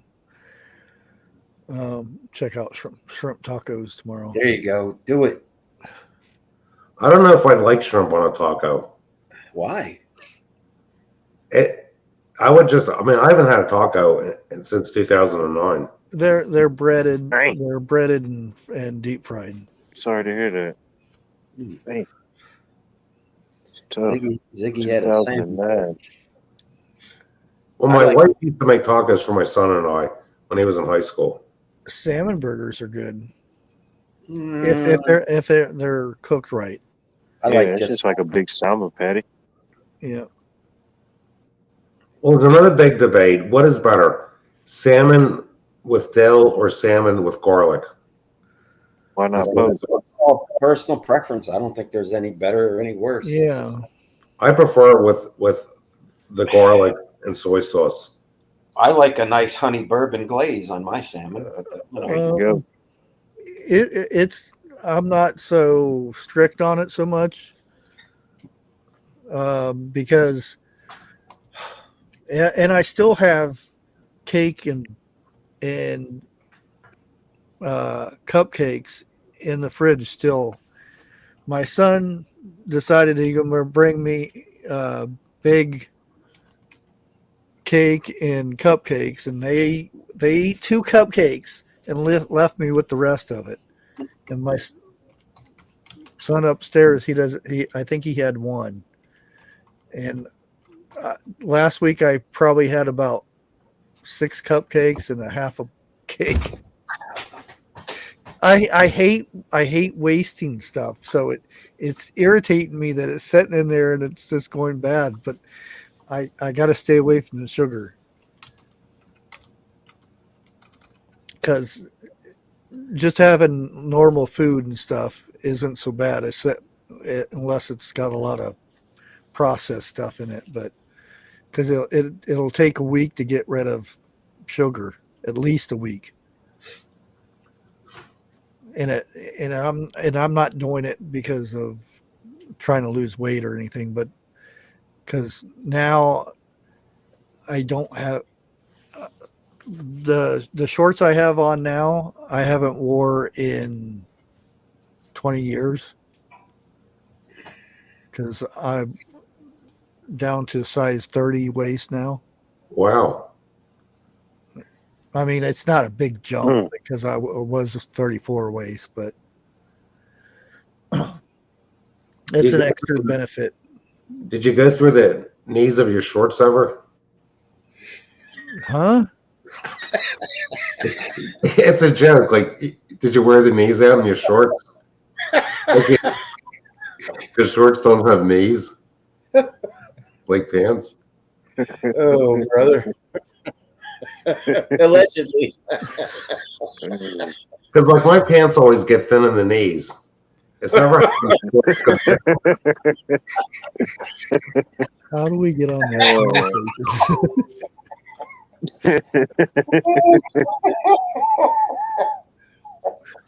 Well, it's starting to make sense now because he has to squat down to suck the blood out of the deer. I hose them out before I was waiting for Jen to finally drop one. Meatloaf cupcakes topped with yeah. Oh, don't get me started on potatoes. I'm missing potatoes. That actually does sound pretty good. I had mashed potatoes last night. I'll have some potatoes tomorrow night. I like a good mashed potato. At a steakhouse, no less, with shrimp over rice. Small, but good. And I had some of the Master's egg salad sandwiches. And I don't know what it is about it. I don't know if it's just the nostalgia of the sandwich or everything that's just happening around or what. But man, it's just something, whatever they do to their egg salad, it's just still one of the best ever. I asked my wife, eggs are $7.95 a dozen. We're not buying any eggs until they get down to $2. Well, yeah, you're going to eat be any eggs then. That's the point. My wife doesn't like eggs and she doesn't like ham. My wife won't eat any kind of meat or eggs. The only time the eggs will go back down that low is if everybody stops buying them. That's it. I pay $5 for mine, and they're free range from the Amish. Yeah. Oh boy, that was a good one. Like Thin in the knees. Yes, it can happen. There are those stories out there if they're happening. Well, one thing I learned the hard way is not to wear shorts and get on the tractor. You want to hear what happened to me once? I went to get off the tractor because shorts don't have knees. Okay, the opening in the leg. I got to get off the tractor, and I'm moving, and the opening of the leg, where the gear shift lever is, went down, and I got stuck on the tractor, and I almost fell off. See Man. Jim out there. Help! You gotta wear. I'm not getting tear the shorts off my leg. You gotta wear pants when you get on and off a tractor. Yeah, you got to be careful. No, you need to have a GoPro on you at all times. Yeah, that'd be cool. This is It's like good people stuff. put GoPros on their cats, you know? I've never had any accident with the tractor. I shouldn't even say it. Well, you just said you did.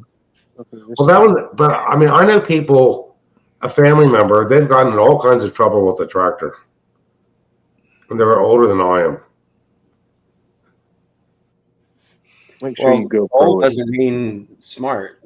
You know, I mean. I know. I doubt my brother-in-law is listening, so. And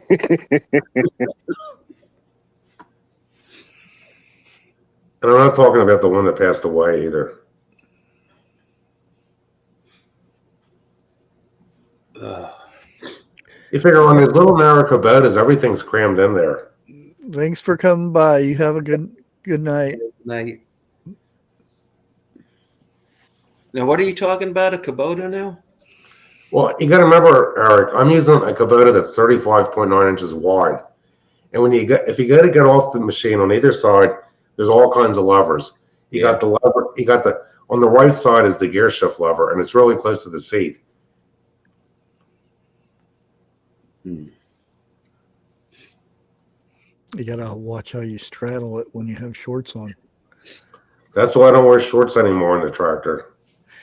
The only time I wore shorts on the tractor was like when I would go out here on a warm evening in September with my 870 to try to get a deer.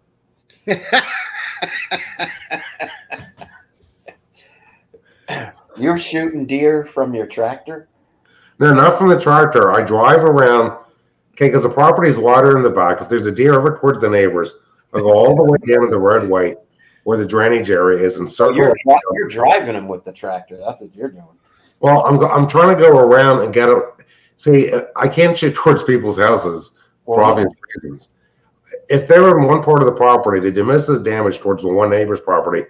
If I go around and circle back, I can get them to go towards the park. Then if I get about 200 feet from one, I get off the tractor, and if they're still where it's safe to take a shot, you know, I'll turn the stream light on the shotgun and put the red dawn on them. If you shoot from the tractor, you're not getting anything because the vibration is going to mess up the aim. You need to practice. Well, it's just like people. I think if I lived next to you, I'd have a couple 100 tons of dirt laying on the side of my house as a bunker.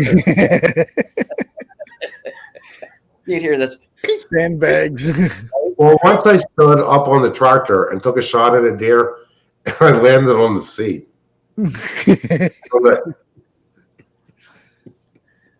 then you got to remember, if you're standing on the tractor where you put your feet to get on and off of it, it's different. Like when you're standing on the ground, the shotgun doesn't phase me, but the kick from the shotgun will push me back if I'm standing on a tractor. T, that's Monday's live. That's for another show.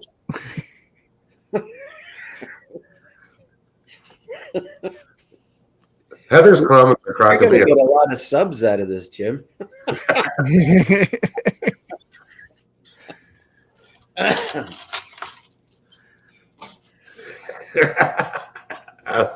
Grace, you're too funny. My wife won't even. She has no interest in using the 870. Actually, she's a little woman. I'd probably knock her over. 12 gauge? She weighs 102 pounds. Oh, She's afraid it would break her back and break her wrist. probably would.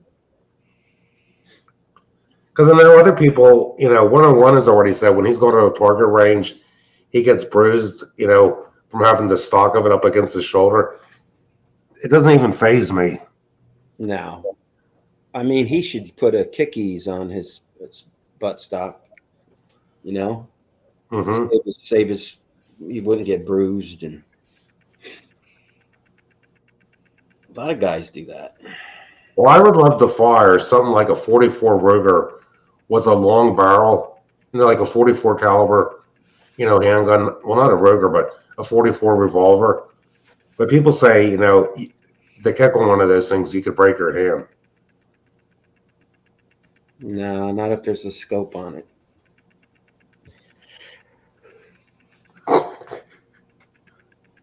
It's just practice.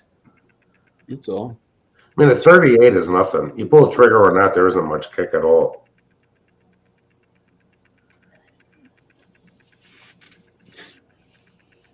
I think I might do a video on paracord ranger beads,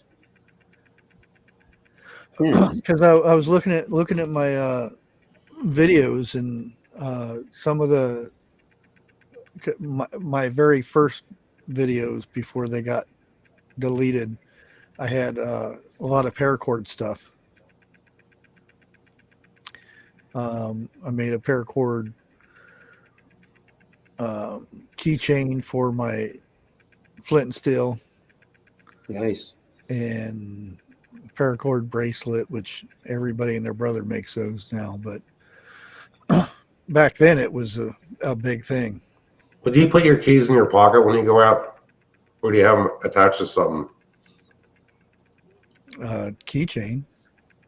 But I mean, do you put it in your pocket, or do you have it attached to you somehow? Well, a dog. Oh, they're in my pocket. I don't. Mine's in my pocket. Yeah. Because I see people where they have like the keychain attached to something that's attached to their pants. That little thing that pulls them back in. Yeah. Clip mine on my bootstrap so it sounds like spurs walking up behind you. Do many people wear cowboy boots in Georgia wildlife? Oh yeah. Shoot, you can't. From where I'm at, you can't go in any direction without running into some type of equestrian facility. Or just, heck, where they have the masters at, well, you probably won't see it this week, but it ain't nothing to see somebody riding a horse or somewhere, certain areas. Just riding a horse right through the McDonald's parking lot somewhere, Now, around here, it's not proper to wear hiking boots with red laces. And I mean, the kind I wear, the old school hiking boots.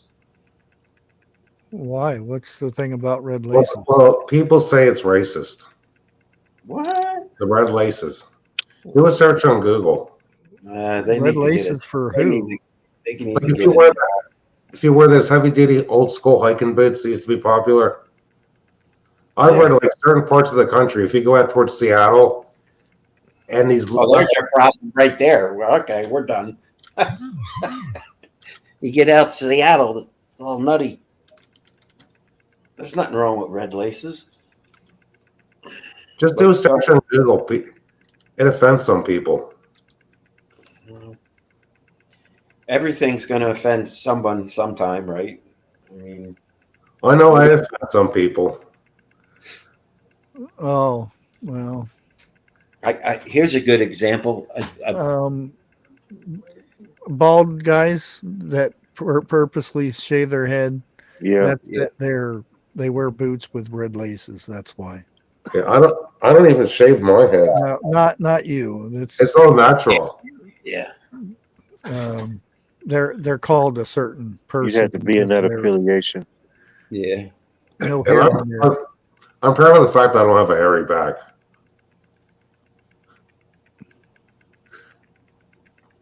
Oh, Mossback Jim. Silverback. Find that detestable in a man. I'm not getting into this stuff. Yes, things happen. Right. You know what time it is? It's time to talk about food. I think I just figured something out, Beavis. What? This sucks. Yeah, it really sucks. I'll give you an example. Remember this wrestler, George the Animal Steel? Of course. He had the furriest back known to man. I just remember him tearing the turnbuckle open with his teeth. That's all. I wasn't looking at Oh, yeah. Yeah. He took on that whole persona of the animal for sure. Yeah. No, that was Purdy Snow Boots. or something like that. Oh, now there's a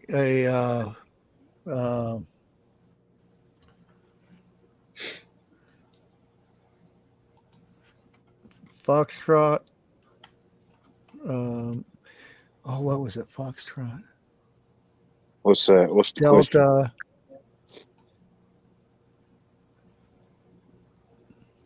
Something I forget now, but you remember the Biden thing? Which Biden thing? There was Let's go, Brandon. But it was the other version. Yeah. Well, there's a version that the other side is using for Trump. It's I forget what it's called now.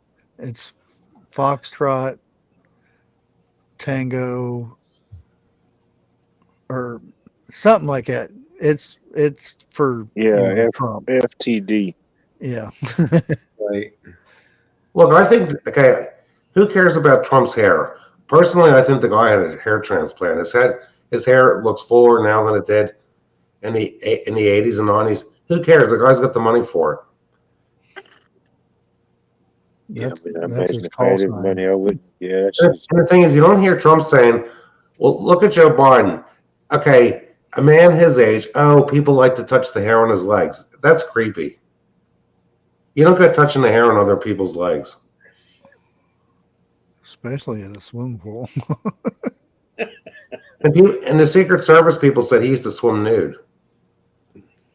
I just lost my appetite. Yeah. That's something I would not wish upon anyone to see. Thanks a lot. Yeah, I was really looking forward to that skewered shrimp tonight, Jim. Hey, 101, we were just talking about you. Yeah. we don't think you have hairy legs.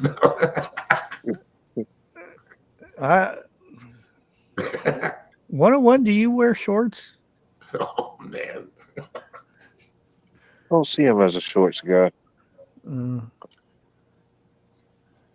Could be wrong. Shoot, if it wasn't for working, I'd probably wear shorts all the time. That's it. I mean, if I was driving a backhoe and inside the machine, wearing shorts would be one thing, because when you get off the seat, you're not going to get your leg caught in all those levers the way it is. You got to remember, like I said, that Kubota is so narrow. You just move your thigh, you could, push it out of gear. All right. He never wears shorts even when it's 100 degrees. He's a cool guy. Well, you don't have to worry about wearing the knees out in your shorts. Yeah. Your knee shorts are safe.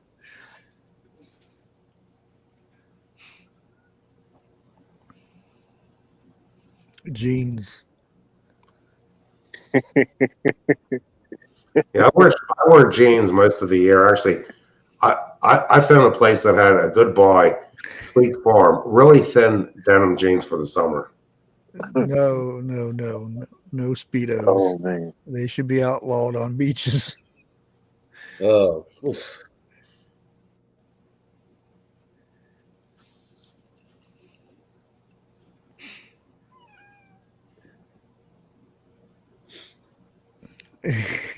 One, just tell people not to look at your legs. Well, that'll make them look at the legs.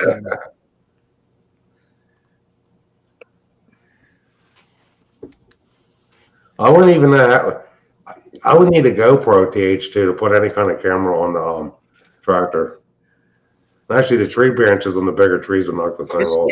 get a drone and program it. It can follow you around. That's better. Yep. There you go. Oh, a few years ago, a customer came out in January or February with a drone, and Holly was tied outside. And the sound that thing made drove her nuts. Hearing the rotor program. There you go, Jim. Oh, I bet. You were already asking about what size dress you were wearing. Listen, my wife doesn't even wear a dress anymore. She prefers pants. My wife insists if you wear a dress, you have to put a slip on underneath it, or people will see through it. I tell her it's only me in the house and the dog. A bed cap. Does it have lights? Or it soon will have lights. Okay, one Bed thing to cap. remember, getting a bed cap isn't always good. You're going to have less Bed cap. visibility to back up or to see what's behind you. It Oh, blocks like a your cover. mirror.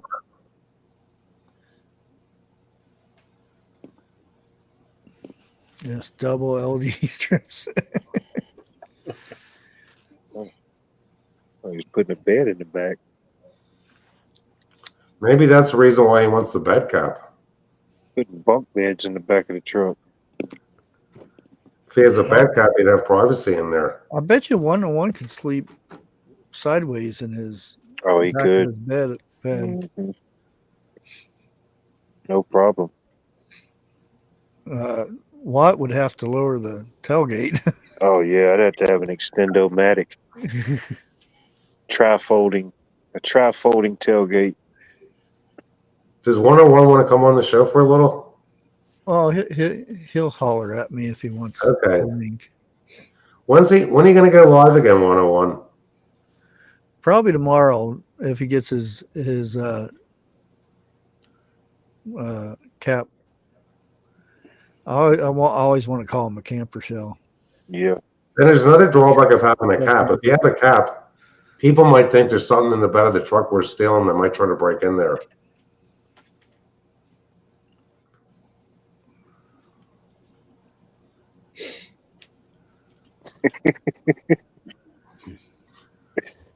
Hey, Chris. That's why I don't wear a lot of suits. You know, I think, oh, who is this guy? He looks pretty. What's his deal? The person that asked about truck caps will be Camo Coral. There you go. There you go. I don't know. I can see that happening, actually. That's kind of weird. How fast do you go on that tractor, though? Not that fast. Actually, when I'm mowing, I have it in low gear, like low speed. The old Kubota has low gear and high gear. When I mow, I have it in low speed and low gear, third speed. Now the newer Kubota has low, medium, and high gear. When I'm rototilling, I have it in low gear, but in third speed. Yeah. 101 done run you over. Mhm. You have to go 60 or higher. Yeah, you're good. Hey, before it rained today, actually yesterday in the afternoon, I was able to do some rototilling here. What color are you going with? Are you going to stay with the white?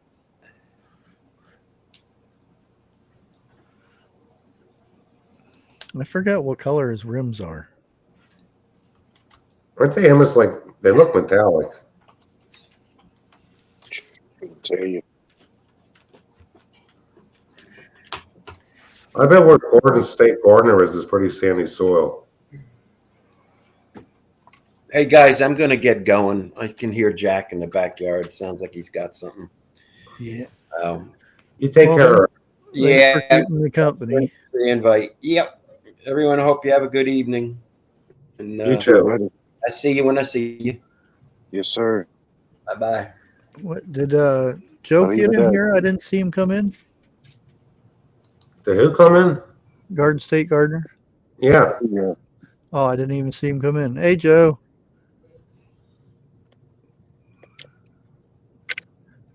And let me see if I can find it. I seen it earlier. Oh, yeah, there it is.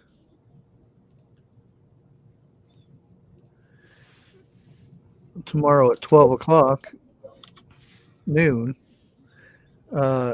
check out Garden State Gardener and Courtney. Be interviewing somebody about biochar that I didn't get chance to make this week. I need to get out there and do it now though. Nice. And that's 12 o'clock Eastern. it's going to be raining here tomorrow, unfortunately, still. Hey, is it raining in Ohio still? Yeah, you got more rain coming. Yeah, it's not going to be over till they say Sunday. It's going to be like on and off showers. I haven't looked, but it's cold right now, so it's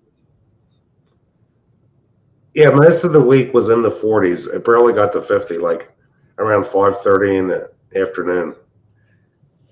hey Tasha. This has been one of the coldest Aprils we've had in a long time. The average high About what? 4 years ago it was this cold. Yeah, the average high would be about 63, and it isn't. According to the weather, Allegedly. tomorrow is going to be 49, which is going to be a lot warmer than it was, but the low is going to be 28. Sunday's 55, low 46. Monday is 69 with a low 46, and then it goes back downhill again. 40s and 50s next week. Hey, the other day I was out here. Forgot to tell you, I got some buckets from a diner, and they were all stuck together. The ordeal to separate those buckets. Do you have a compressor? Yeah, without You stick if you got the spray the thing, extension. stick it in there and shoot air in there, and they'll pop out. Oh, you know what I did? I used a hammer. It was like tapping on them. And I thought, well, maybe I didn't. Then I took the tool for a chainsaw that's like a screwdriver wrench combo and stretch them, and I poked a hole in one, but it wasn't one with a metal handle. There's one place I went that they must have had 30 buckets, and most of them have plastic handles. And those plastic handles break in no time. Yeah, I think it freeze morning every day this week, wasn't it? That's crazy. Yeah, I got a ton of those style buckets I get from one of the local Asian places.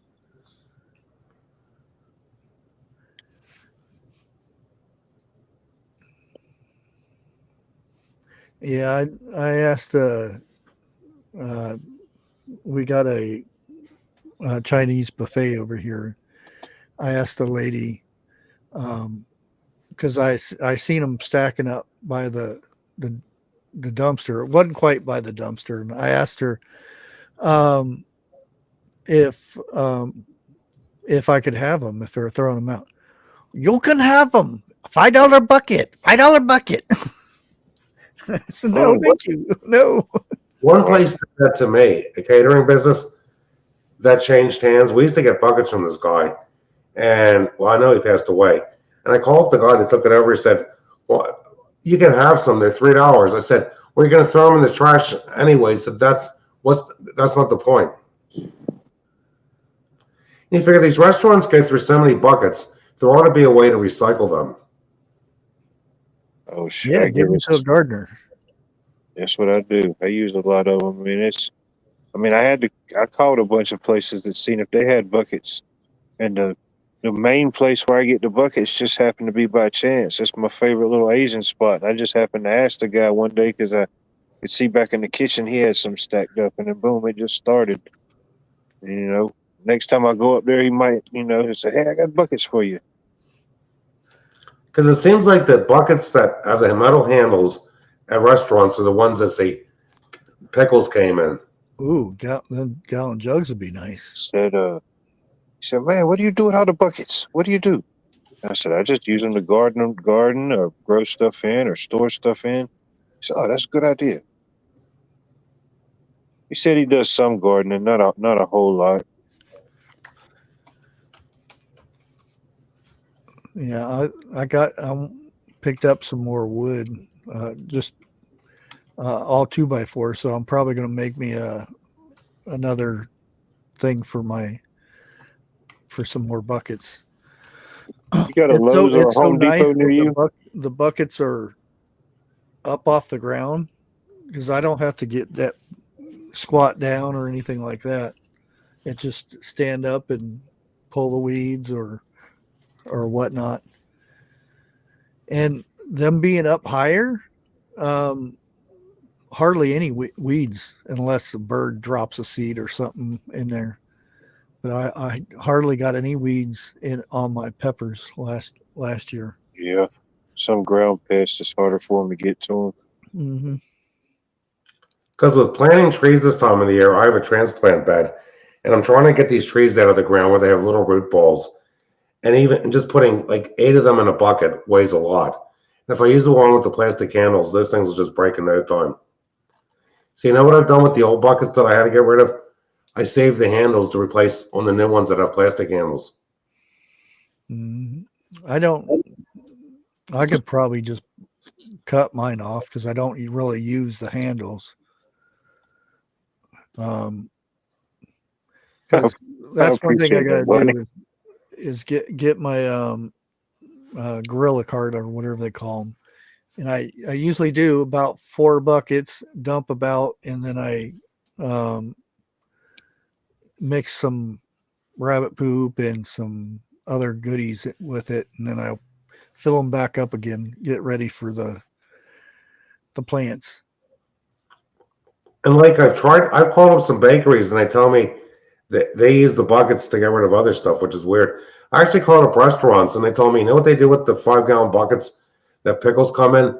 They fill them up with all the grease from the frying and baking, like grilling. They're probably selling the buckets, then selling it the used oil. Well, there's a pizza place I called up not too far from us. He said he gets about one, I guess his tomato sauce for the pizza comes in a bucket, and he says he goes through like one a week, and he's going to call me back when he has enough of them for me to drive up there. Yeah. Of course, it's everybody's location and availability, but yeah, if you have any of those type of places in your area, just call them up. You just say yeah or no. Yeah. Because when I'm planting like a lot of the trees I'm planting this spring have been in the transplant bed since last spring, so they have like little root balls. But I got bare root trees that I got this spring, and these blue spruces they're 2 as seedlings. I can only fit 25 in a 5-gallon bucket with water, and I put them in a bucket so the roots don't dry out. With the wind, if the roots dry out on these trees, it's going to kill them.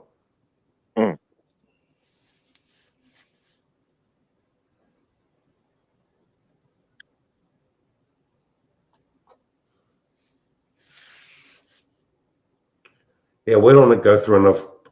You know what we do with the bacon grease, Jerry? Just like tonight, the juice from the ham, my wife just puts it outside. Well, depends where you get your ham.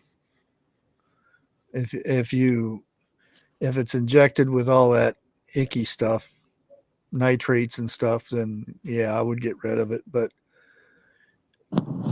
you cure your own ham or something like that, where you know what's in it or what it is, that stuff is good to keep.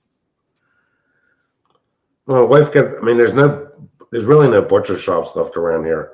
She just gets what the grocery store has. Yeah, I used to,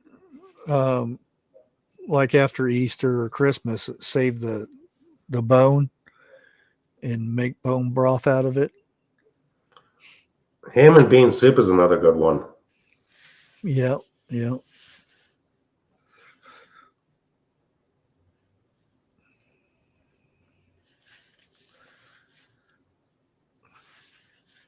Well, I only use bacon grease because it has to be animal based. Which I think that's probably getting away from the oils and stuff, because a lot of the oil that you use, like vegetable oil, canola oil, all that stuff is how it's processed and stuff is very bad on a human. I ain't gonna lie, I still love a good olive oil. Tallow. I wish I could find a good place to get it from. I asked one of the butchers here, and it looked like it had a lot of moisture in it. That's all I'm saying, because one of the best things for dry skin and stuff is tallow, beef tallow. And if you get some good raw honey and mix it with it, that's some of the best stuff you can put on your skin.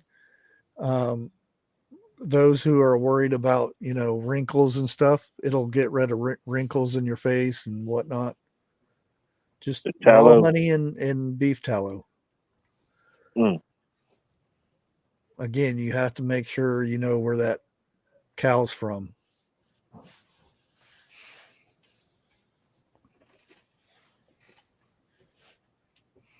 Yeah. That's true.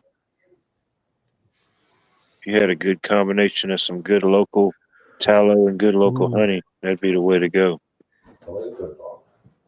Yeah, I've been having a hard time with seeing cabbage on sale during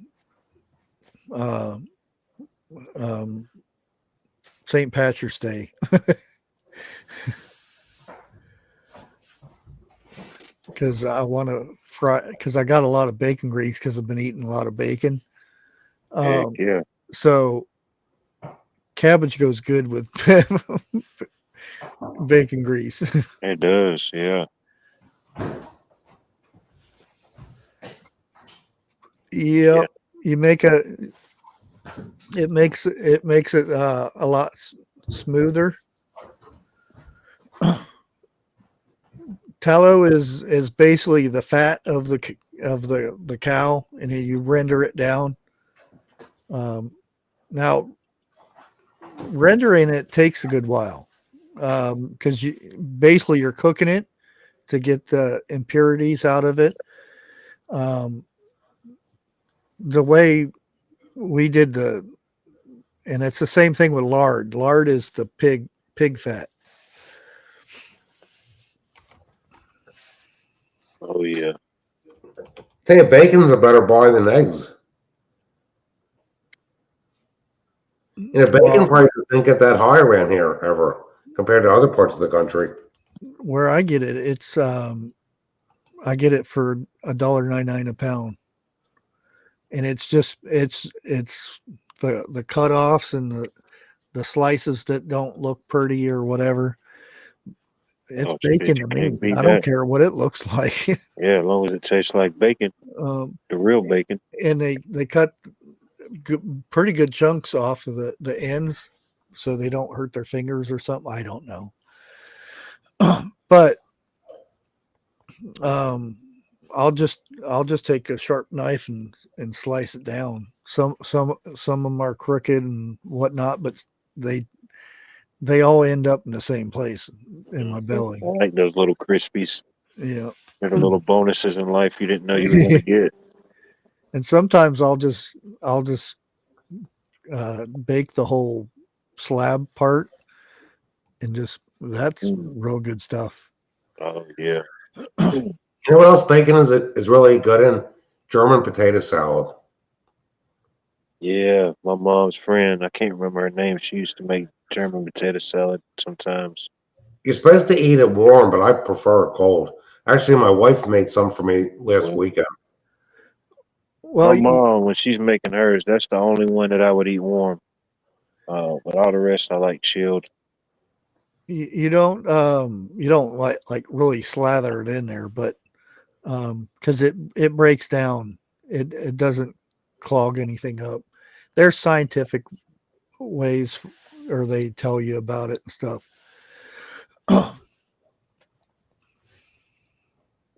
Oh yeah, $8 a pound for bacon. Woo. Yeah, my wife has gotten it around here for $3.99 a pound with the digital coupon. Well, see that you have to watch the bacon you get too, because for me, even though I'm on carnivore diet, you just don't go nilly-lilly and get whatever bacon you want, because they all ain't bacon. A lot of it, most bacon actually has sugar in it. Or if you get some really bad stuff, it's got high fructose corn syrup. Yeah, which stay away from should that. never be with bacon. No. and a lot of it is injected with the icky stuff. And green eggs and ham. Yeah, uncured bacon is the best. Or just do it yourself. Yeah. Get you a slab on sale. Yeah, just do it yourself.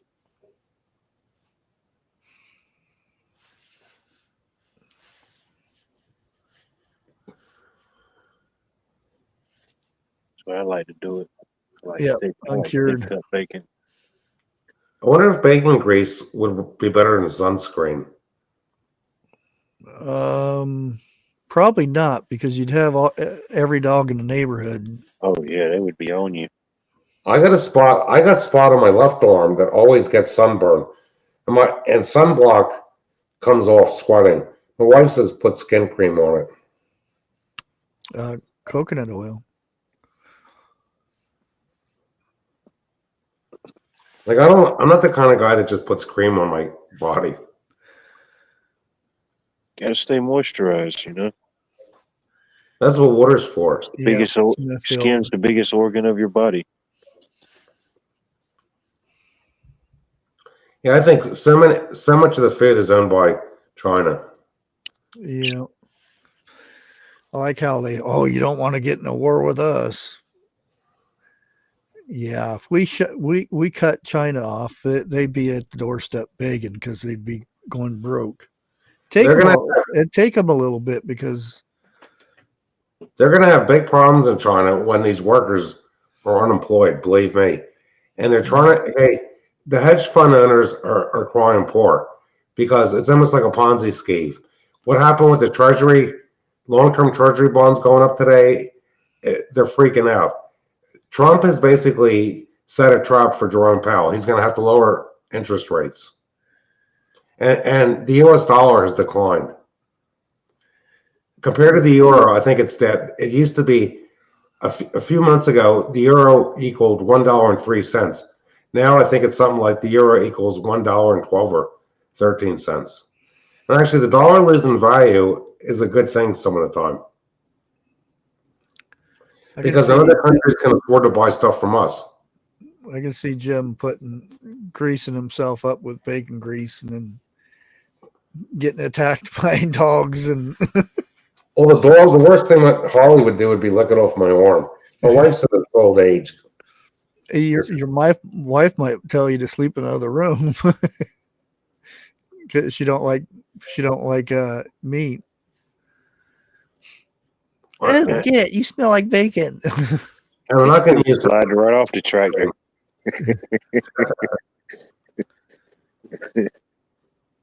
Yeah, there you go. Dire wolves.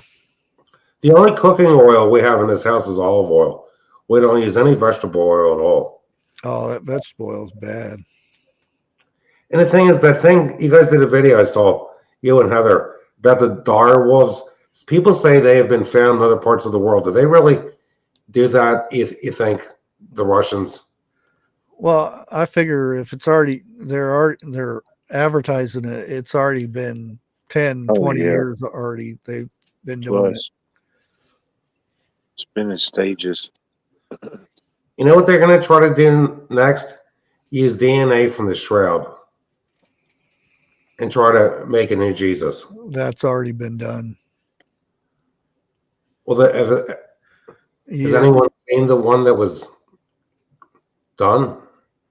Well, they've already tried to get, and again, this is allegedly, I don't know, and you don't know if they told the truth on top of it.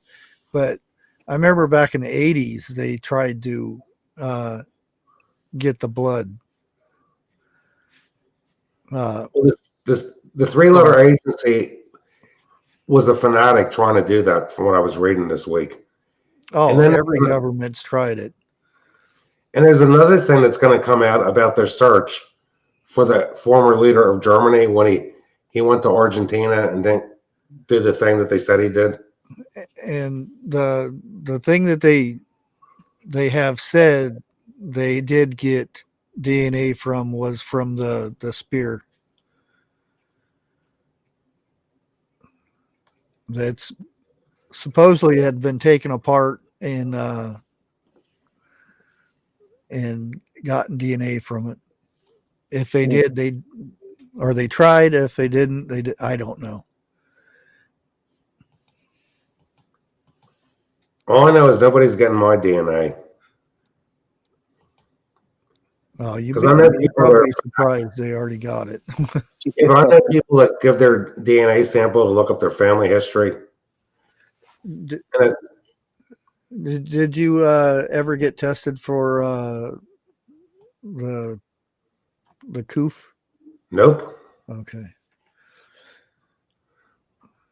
I haven't had a vaccination since the last tetanus shot I had in high school.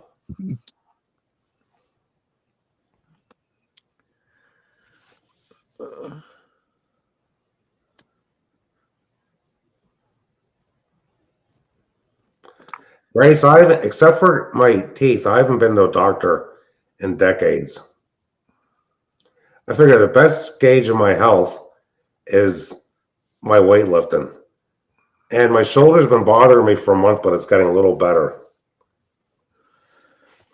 Because I know from people that have had shoulder problems, I know I have a friend. He was at work at a tube company, moving a stack of tubes, and all of a sudden he had this pain where his arm meets his shoulder. And this guy went through 2 surgeries, and his shoulder isn't any better. And I've met people that have had shoulder surgery, and I know my wife says, "Well, they'll do an MRI." I know what they'll say. They'll say, "Stop doing what you're doing," and if I don't do the work here, it's not going to get done. Yeah, they wanted to do, when I was younger, they wanted to do the surgery on my shoulder because I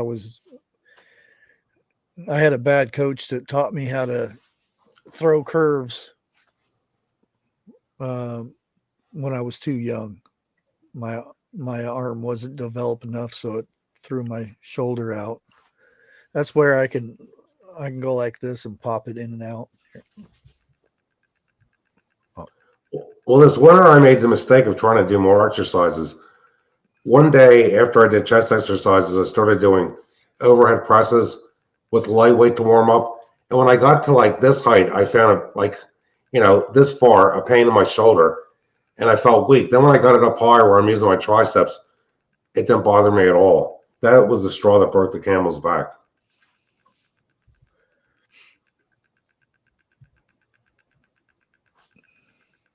And my wife's telling me, like, use lighter weight.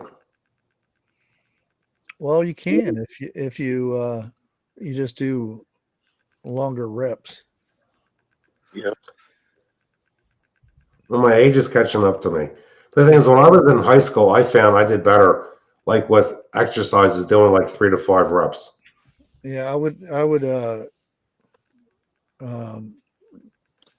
I started going with dumbbells. I'd go just 25 pounds on each side, and I would do 100 hammers, and then I would turn it and do curls, and then I'd do 100 of each without stopping, and then that would pump my arms up so much that I wouldn't be able to do anything else. And And that was a workout right there. my wife's telling me to use lighter weight. You know what she ordered a few weeks ago? 35-pound kettlebells. She holds one on each side when she does squats and lunges. Oh, she just doesn't just use one; she uses 2 of them. She has one in each hand. Oh, okay. I used to hate leg day. I never liked dumbbells. I always preferred a barbell. Oh yeah, that's what I would do for squats. I do on the edge of the bench. Because I got squat racks in the basement. I never liked squats at all. I used to put a towel behind my neck because the bar, just that with the weight on it. Oh, you just hold it up. No, I mean I would take the weight off the squat rack. Yeah, The barbell. I just hold it up in the squat. That way you work your back and your legs at the same time. Uh-oh.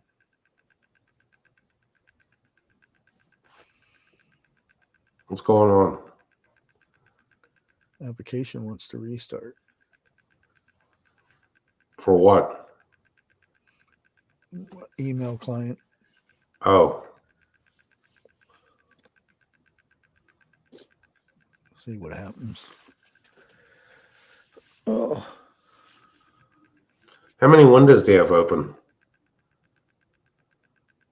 3. Windows do I have open? On the computer.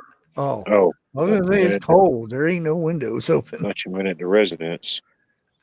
You mean tabs? Yeah. Well, just Google Chrome. 1, 2, 3, 4, 5, 6, 7, 8, 9, 10, 11, 12, 13, 14, 15, 15. 16, 17, 18. Yeah. God, how much stuff are you doing right now? And then I have, my bot running, which is on Python. I have OBS running. Well, I could. There is an easy way to do this. Just go to Task Manager. Process is running. If I had that many tabs open, this computer would shut itself off. I have 147 processes running at the moment, which most don't see, but yeah. I try not to look at that stuff. And my CPU at the moment, and I'm streaming, so it'll be a little bit high, is 4%. But I've got a good computer, so. How old is the computer that's running everything? About 6 years old. But it's a high-end computer. I still have a company asking me if they'll give me a brand new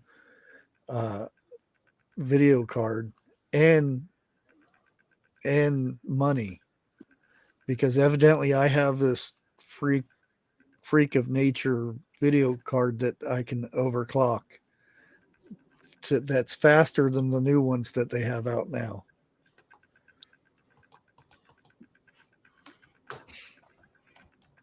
Yeah, I have Bushcraft Family tabs, and I have Stock Gaming tabs open right now, and Bushcrafty tabs open. So I have 3 different accounts open at the same time.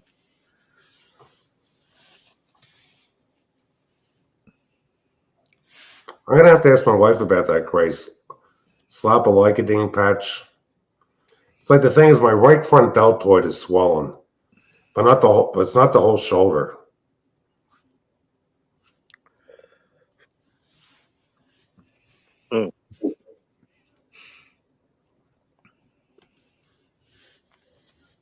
See, this happened in July of 2023, and within 10 days, I was back to normal.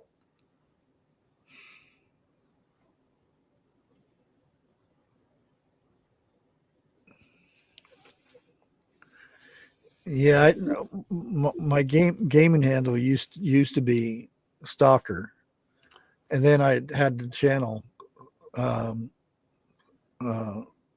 you run Stalker gaming that I got 86,000 subs to, and then it got taken away. So I squished it down to Stock Gaming. Are you running gaming stuff as we speak right now? Just the channel. Okay. Because I just uploaded earlier.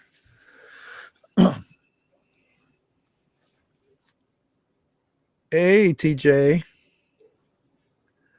Hey. Hey, TJ Preps. Good to see you. How you doing?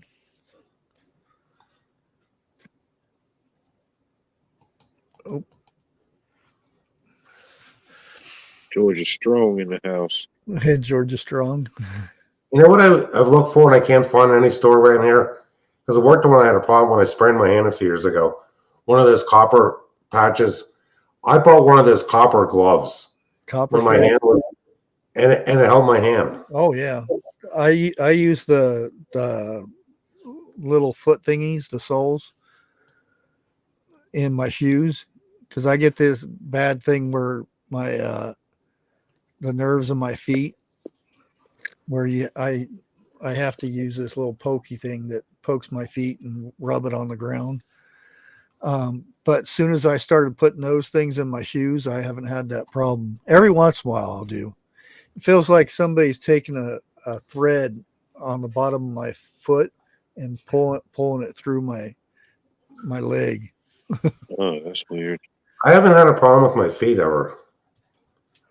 I've got a broken toe right now. But Really? Yeah. Hey.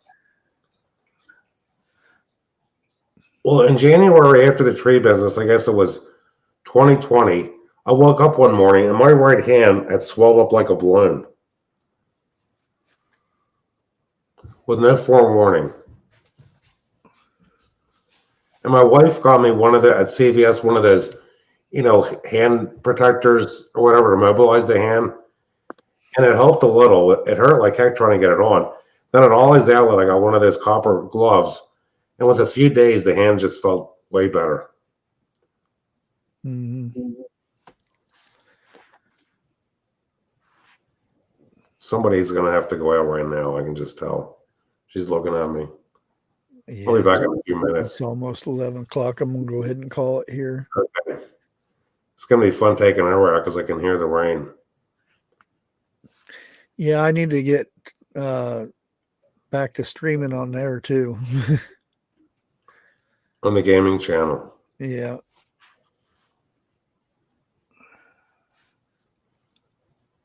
It doesn't hurt. It's just annoying. It's like a itch in the bottom of your foot that you can't get rid of.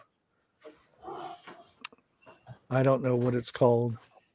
Oh, I think. Well, I've already had my hands fall asleep driving the Kubota. Yeah, I think that's what it is. I hate that. It's never happened to my feet. You want to wear real quick, Ollie? Come on. Itchy foot. Get the towel ready, Jim. Well, take care, Ollie. But we should. Well, One said he's going live tomorrow, so. Yeah, I didn't get a chance to look up. Allegedly.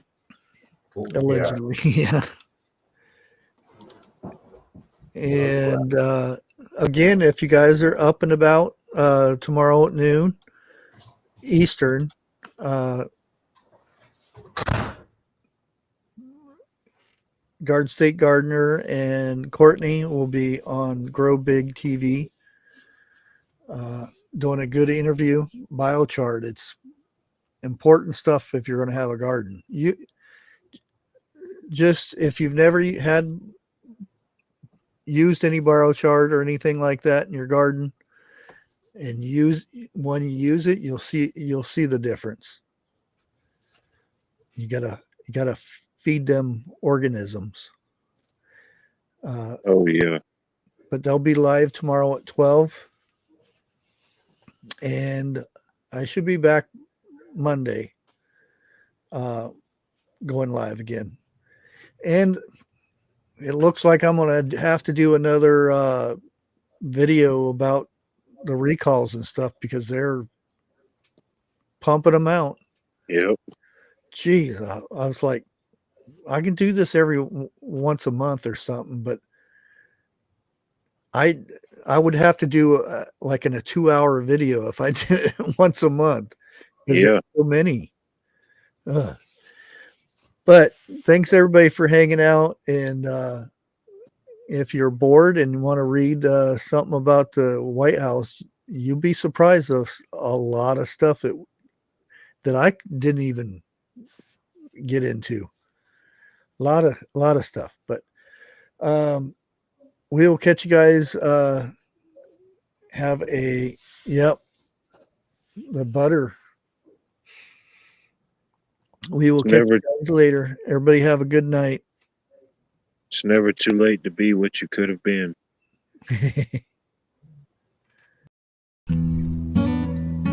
Thank you. Thank you. Thank you.